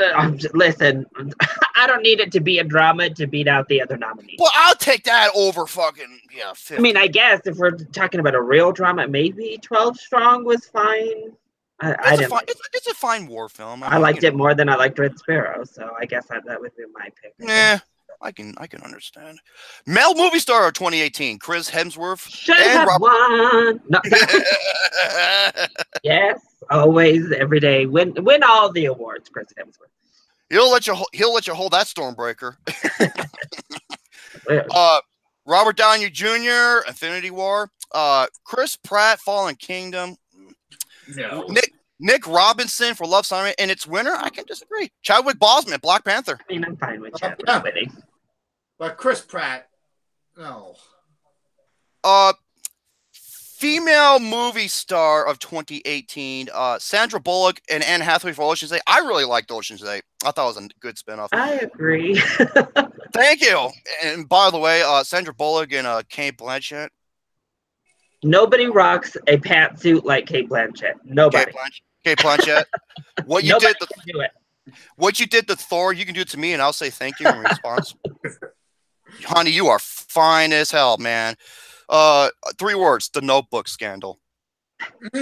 Yes. In which she was amazing in it, by the way. And you know what she said? She was telling stories like, you know what? It's like, yeah, I've been with men and women. I'm open-minded to it. I was just like, amen, woman. I'm sorry, but you don't compare to my beauty, but you're just about as good. All right. Lily James, I love you, Lily James, and you were good in the movie, but the movie was not good at all. And that was Mamma Mia. Here we don't go again. Bryce Dallas Howard, arguably the hottest redhead. Oh my god. No, Ron Howard, you make some good-looking daughters, man. Woo! Scanned her in Fallen Kingdom. Yeah, she was obnoxious. Someone called this movie Jurassic Fart Broken Rectum or something. Oh my god. And the winner, Scarlett Johansson for Avengers Infinity War. Stop. Where's Emily Blunt for A Quiet Place or Charlize Theron for Tully? Yeah. Oh, no. Tully's not too mainstream enough. So they also, Scarlett Johansson was hardly in the film. Well, she's in it, but you know, like the main focus of the movie follows, you know, like Gamora. I was gonna say they should have put Gamora. I mean, she was the main female. I would say, yeah. Even what's her name? Elizabeth Olsen should have been nominated over Scarlett Johansson. I agree. For Infinity War, but you know what I saw during Father's Day? It says Happy Father. It was a GIF. It was Happy Father's Day. Everybody's seen the movie. It says Happy Father's Day, and it shows Thanos throwing Gamora. Oh my god! It was so dark, but I couldn't help but laugh because it's just like, whoa. Next movie, drama movie star of 2018. What's the nominees? What are the nominees? It's not the nominees that's the problem. It's who won. Here we go. Read the nominees first. John Krasinski, A Quiet Place. I love him. Emily Blunt, Quiet Place. Love her. Jennifer Lawrence, The Red Sparrow. Like I said, I didn't. I thought she was good in the movie. The movie itself, I thought was. Chris Hemsworth for 12 Strong for drama movie. I was like, he had a better performance in Infinity War. He was the fucking. With that too. Yeah, right. I mean, fuck, he was like the biggest standout of the movie. Not only that, he has to me the best scene of the year. Yeah. No, he was great. Shit, I was so epic it gave me an erection. God damn. And the winner is Jamie Dornan for 50 Shades Free. Really? Oh my god. You mean there's boobs in Boobland? Yeah, and he came off as an idiot saying, "Oh no, I got you knocked up." Like honestly, if you're going to give an award to somebody out of the film, Dakota Johnson has been better through the series than anything Jamie Dornan wishes he could have done. Like Jamie Dornan was better in Robin Hood than he was in 50 Shades Free. That's saying something. This just gets worse. Okay, comedy movie star of 2018, John Cena for Blockers. Dude, I hate him as a wrestler, but when he does R-rated comedies, oh my god, he's fucking gold. I love him. Right. Nick Robinson for Love, Simon. Yes. Mila Kunis and The Spy Who Dumped Me. Fucking shoot your agent. Amanda Seyfried and Mamma Mia, Here We Don't Go Again. And the winner.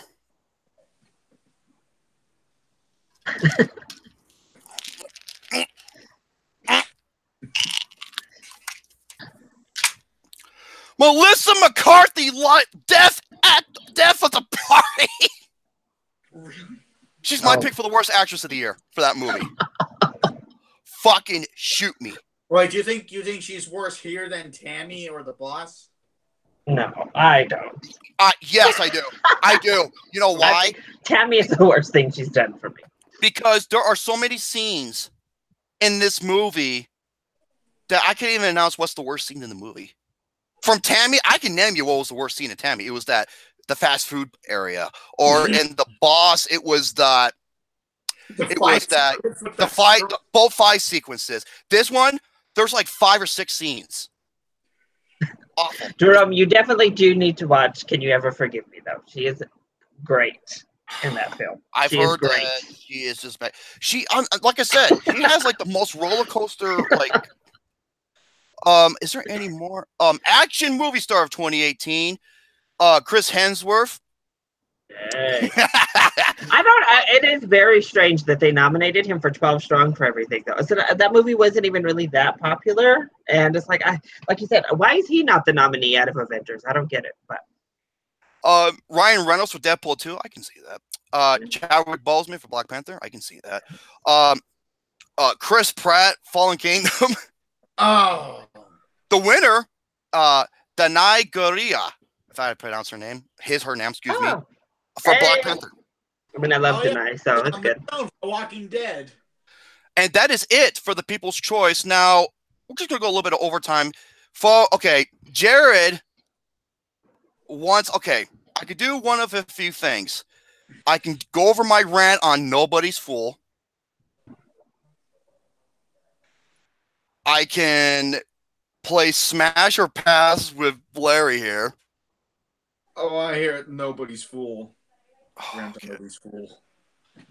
Okay. Folks, the other day I had the distinct pleasure of seeing Tyler Perry Asswipe's latest abomination. Now, is it worse than Acrimony? I say yes. I think it's on par.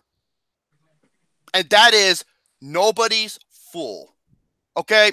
Now, I'm going to pull up my review so I can have somewhat of a timeline or somewhat of a like an outline to go by.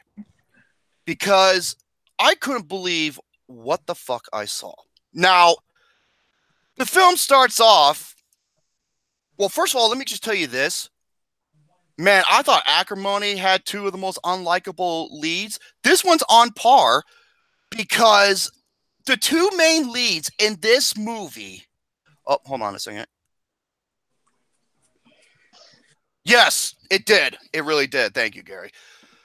You got the main character, Danica. Fuck this bitch!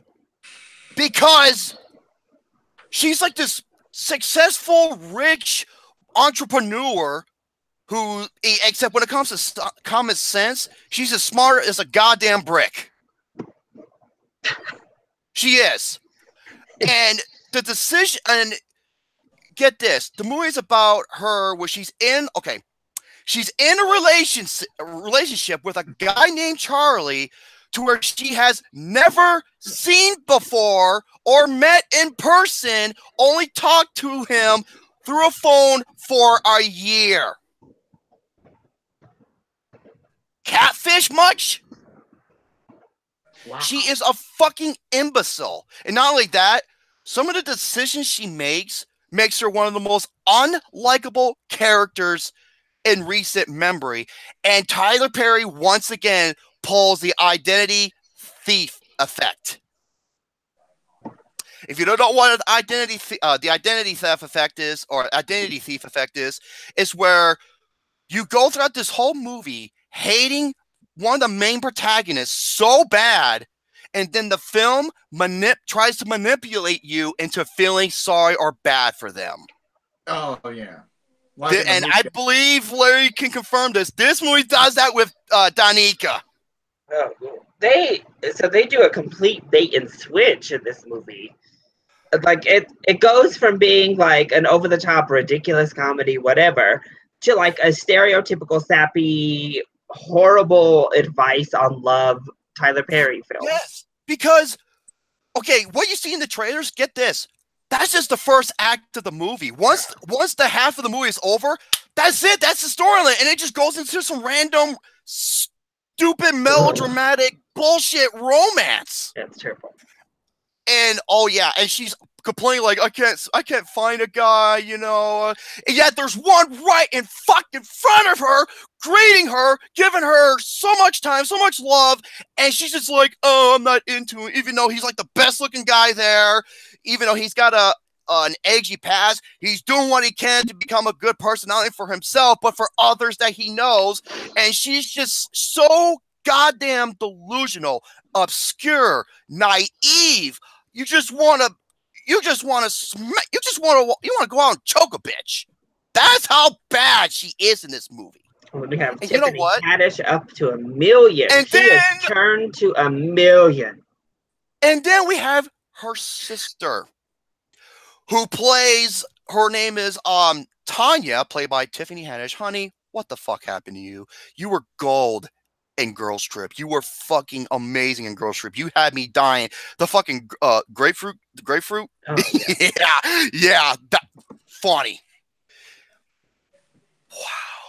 The whole time I'm sitting there and I'm saying to myself, would you shut the fuck up? Shut up! Shut up! You want to reach in and pull a candle and rip out her heart. What character is she? Oh boy, here we go. She gets out of prison after being there for 5 years because her mother forces her, played by Whoopi Goldberg, who is, you know, wasted. And why did she not want her to live with her mom? It's because she would smoke all of her weed.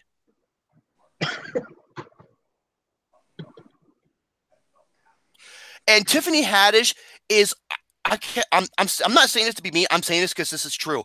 She is the biggest, arguably the biggest fucking bitchy slut character I've ever seen in a movie. How? This is the introduction to her character. Get ready. Is it like Teresa Palmer in The Choice, slutty? No, it's worse. It is worse, my friends. She makes Teresa Palmer in The Choice look like a nun. Oh, I don't know about that. Here we go. Listen to this. And it involves having sex with a random guy she's never met at a prison parking lot inside a white Bronco. Why a white Bronco? So they can do an O.J. Simpson reference joke. This is how desperate this movie is. Oh, it gets even better. And the random guy was there, the one she's having sex with, was there to visit his wife, who's an inmate at this prison. Wow. And she was released from prison, and she was so horny, she needed dick no matter who it is. And she was fucking this guy in a white Bronco.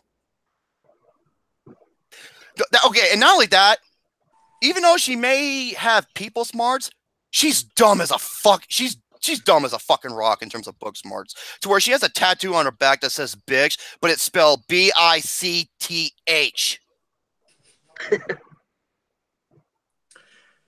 Where do you think he is? Will Smith in The Pursuit of Happiness, where he spells happiness with a Y? Okay, no, it gets better. And how big of a slut is Tiffany Haddish's character?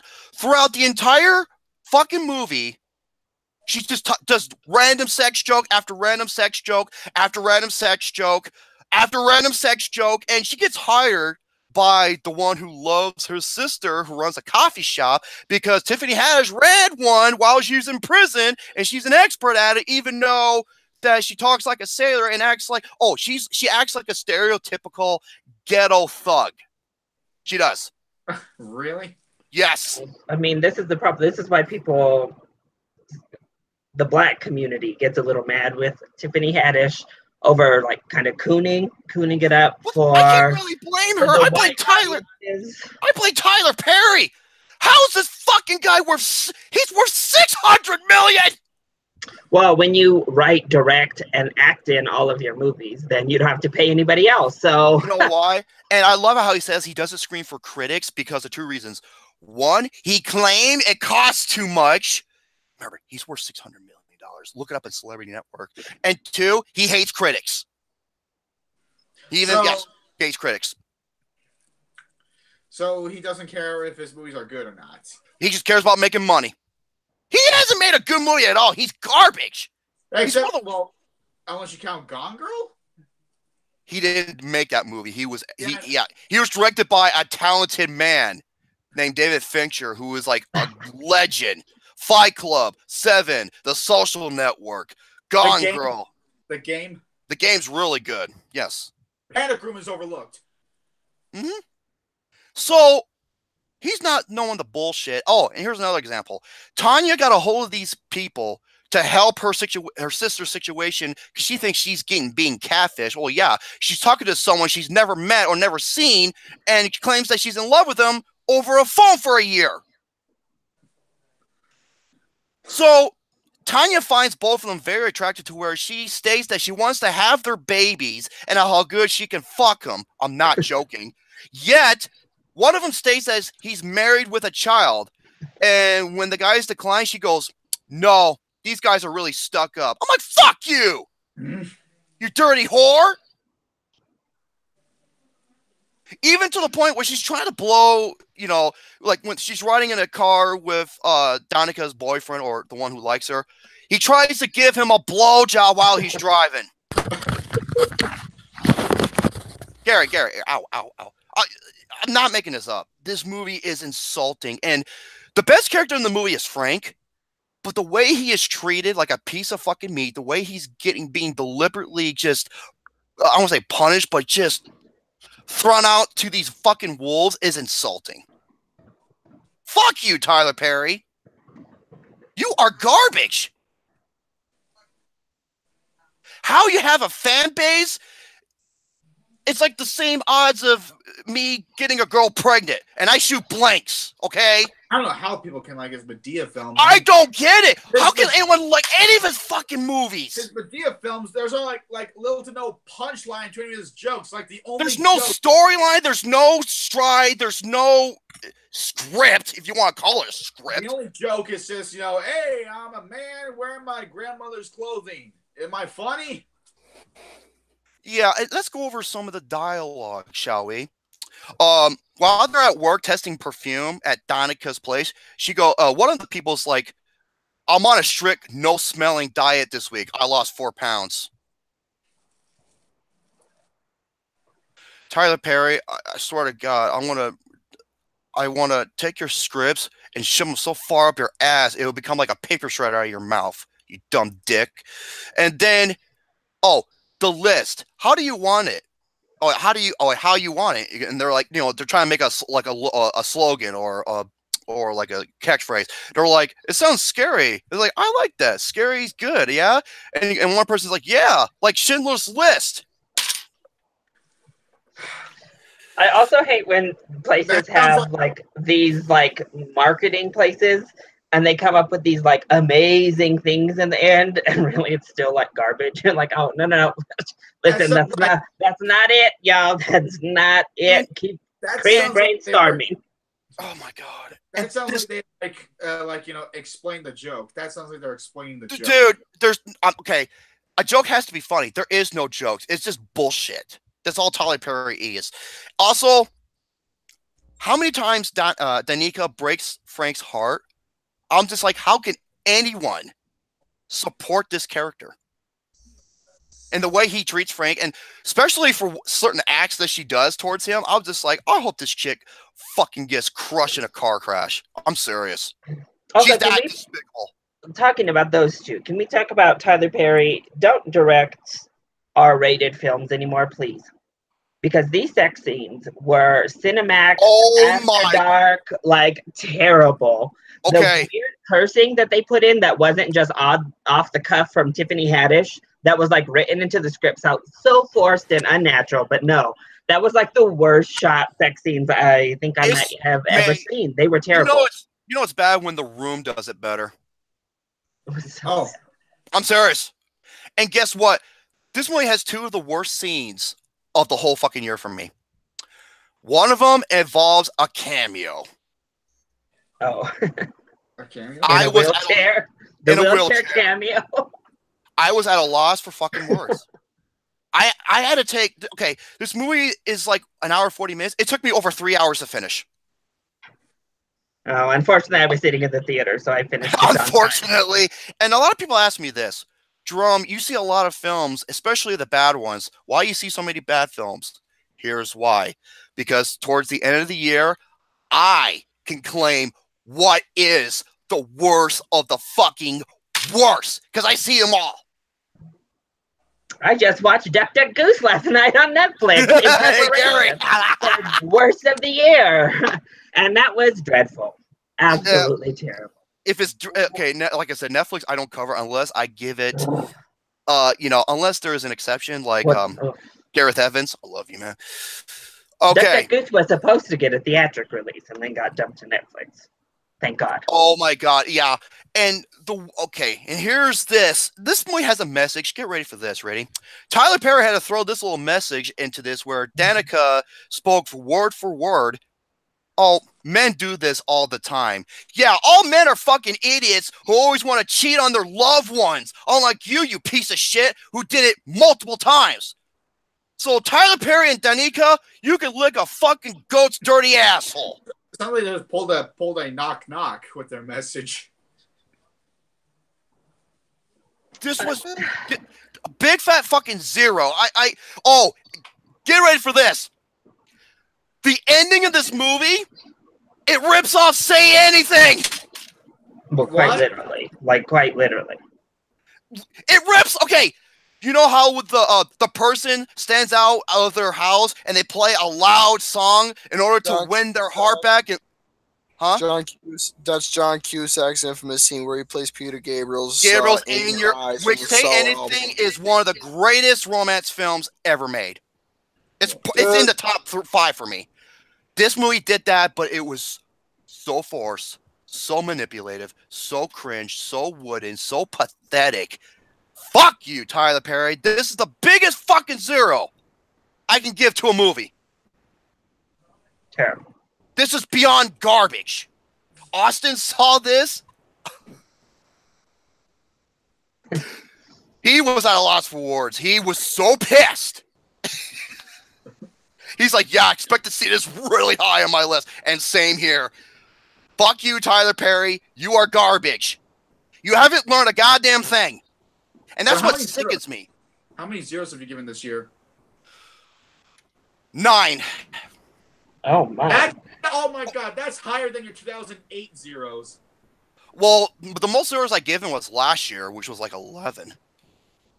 Okay, hold up a second. Films of 2018. Okay, you want to know something? I've seen so many bad films. How many films I've given are a 1 out of 5 or under? It's a little over. Let me see here. Okay, right here. Okay, 1.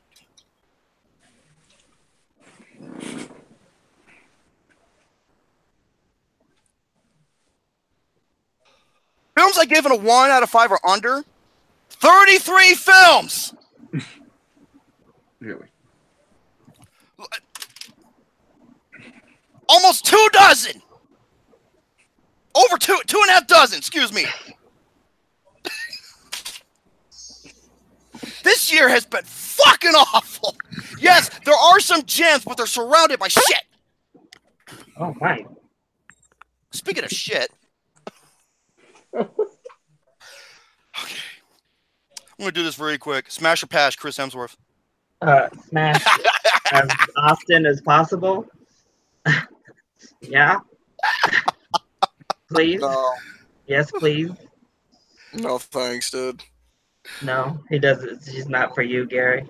Oh, zing! That's his. God damn it! You stay away. You can have Chris Hemsworth all you want. Yeah, because he's better looking than you, and he's got a sexy accent. Hell, I'd go for Chris Hemsworth. Have Chris Hemsworth all you want, man. I'm good. I like Chris. I like to have a fellow Australian like Chris Hemsworth. Oh, don't you? No, Australian. Wait, yeah. Is he Australian or New Zealand? Yeah. Well, he's Australian. No, he's Australian. Yeah, like I said, fellow Australian like myself. You're not Australian. You be quiet. Then why am I speaking like this, mate? You've been watching a lot of Crocodile Dundee lately. Either that or you've been watching a lot of Laser Beam or Musilk from YouTube. They're two awesome gaming channels from Australia. That's everything I got to say. I know you people want to do Smash and No, but that is my rant. I am spent. Ladies and gentlemen, that's going to have to do it for this episode of Flicks with the Dicks. This was episode number 64. Not bad of an episode. I can tell we're all tired right now. Want to relax for a while and have a couple beers and so on and so forth. And I need a 40. I got nothing more to say except this is why I like Larry, and unlike you, Gary, because he's got manners. He's polite. He's a good-hearted, well-mannered gentleman. Unlike you nasty pissant. No, Gary. I said no. This is called tough. It's called tough love, Mr. Get Back. Gary, me head's like water bottle, hollow full of air. Anyways, folks, stay tuned for episode number 65 next week Sunday, as we have another guest joining in. As for when, I don't fucking know. Three. It's the Battle of the Jareds. Oh, that thing. Oh, I forgot all about it. Well, ladies and gentlemen, stay tuned for episode number 65, as we're going to have all three Jareds of the network come on. The Buckingdale, the Puree Pudding, and the Braun Strowman guy come on. And we're going to be playing 3 games. 3 Jareds, 3 games. It makes total sense. So we're at the halfway point with the 60s, working in the 70s, and that's it. Ciao for now. I want to go lay down. Okay. Larry, final words, good sir. Well, thank you all again for having me on. If you're not already, go and check out my channel. It's LCScreenTalk. I do movie reviews for virtually everything that comes out. I just posted a couple of lip syncs that I'm super happy with. Took a lot of work, did a lot of editing, lots of cash, and making costumes. Both about Disney princesses for Wreck-It Ralph. You know what's funny about that? I couldn't believe they actually used that for your intro for Yes. And my princesses were used for Rotten or Fresh. So check it out. I love you all. Mwah. Thank you for having me on. I was fucking rooting for you, dude. You have no idea how much I was rooting for you for Rotten or Fresh. If it makes you feel bad, I put your channel in the description box so folks can check it out. Yeah, that's a good boy, Mr. K. I do it all the time. Muy bien. Brady Boo? You mean 2 games and 3 Jareds, Gary? No, 3 games. I was right. Is one of them Stump the Brady Boo? Yeah. Film Jeopardy. Survey says Stump the Brady Boo. Oh my God, they're gonna. I don't know what's gonna be worse. The next victims for me. I told you before we started the live stream. I'm not gonna be here next Sunday. I gotta do Christmas shopping next Sunday. Fuck. Oh. Then do that smash or pass. Replace with that. That works for Larry, Gary. Oh, Larry? Larry Gary. Larry. Oh. Larry, just do me a favor. Just make it quick for me. Just take me on the back and finish me off so I don't have to live through this misery. I know I don't want to put you in that space, but you got a kind heart. Don't make me live through this suffering. He's not called Prince Charming for a reason. Prince Charming. Uh-huh. Yeah, unlike you, you couldn't even be an ogre. All right. So yeah. Hey, you know what? That's a good thing. You can fuck Cameron Diaz. So, Brady Boo. I won't be here next Sunday, folks. Gonna do Christmas shopping, but thank you all for tuning in for another exciting episode of Flicks with the Dicks. I'll be here the Sunday after. If you're going Christmas shopping, may I recommend nipple clamps? No. Get those suction cups or whatever they are that they're and just start pumping your tits with those. Suction cups. You just take those big tubes and you just put it on your nipples and you just start wink, wink, wink. You ever seen Family Guy with Stewie Griffin and his mom? Larry's like, man, I'm taking, man, Drum, Drum's like, you're holding 4 bottles. You don't have enough. Take.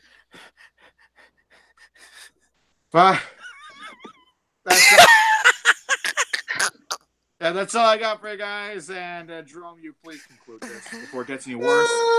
Absolutely. Thank you so much for everybody tuning in to episode 64 of Flicks with the Dicks. Tune in next time. We're 65. We have the Battle of the Jareds. Jared. Wrong. You didn't emphasize the dicks. That's okay. Me. You got, Flicks with the Dicks. And it's going to be Jared Portier, Jared Ross, good old JR, Jared Portier, Gary's Puddin', and Jared Buckingdall, a.k.a. JB Badass. That's what I like to call him. And by the way, how dare you beat my boy out of the tournament? It's okay, Jared. Go kill it. Jared and Jerome, go kill it. I have Ren. He's my number 1 target. I have Chandler. He's my number 2 target. You became number 3, my friend. I've been studying for 4 to 5 hours every night. Right. I know every single new release and almost every animation. It's like what Vince McMahon says, you ain't got a chance in hell. Until then, stay tuned.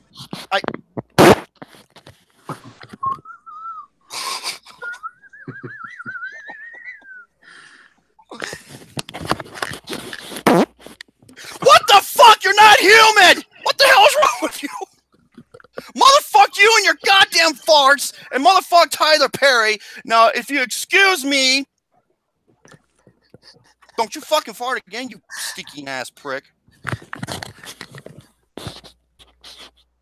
I hope you shit yourself. I hope you shit yourself.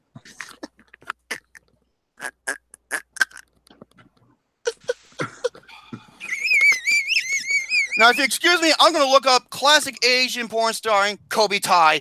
Good day, everybody.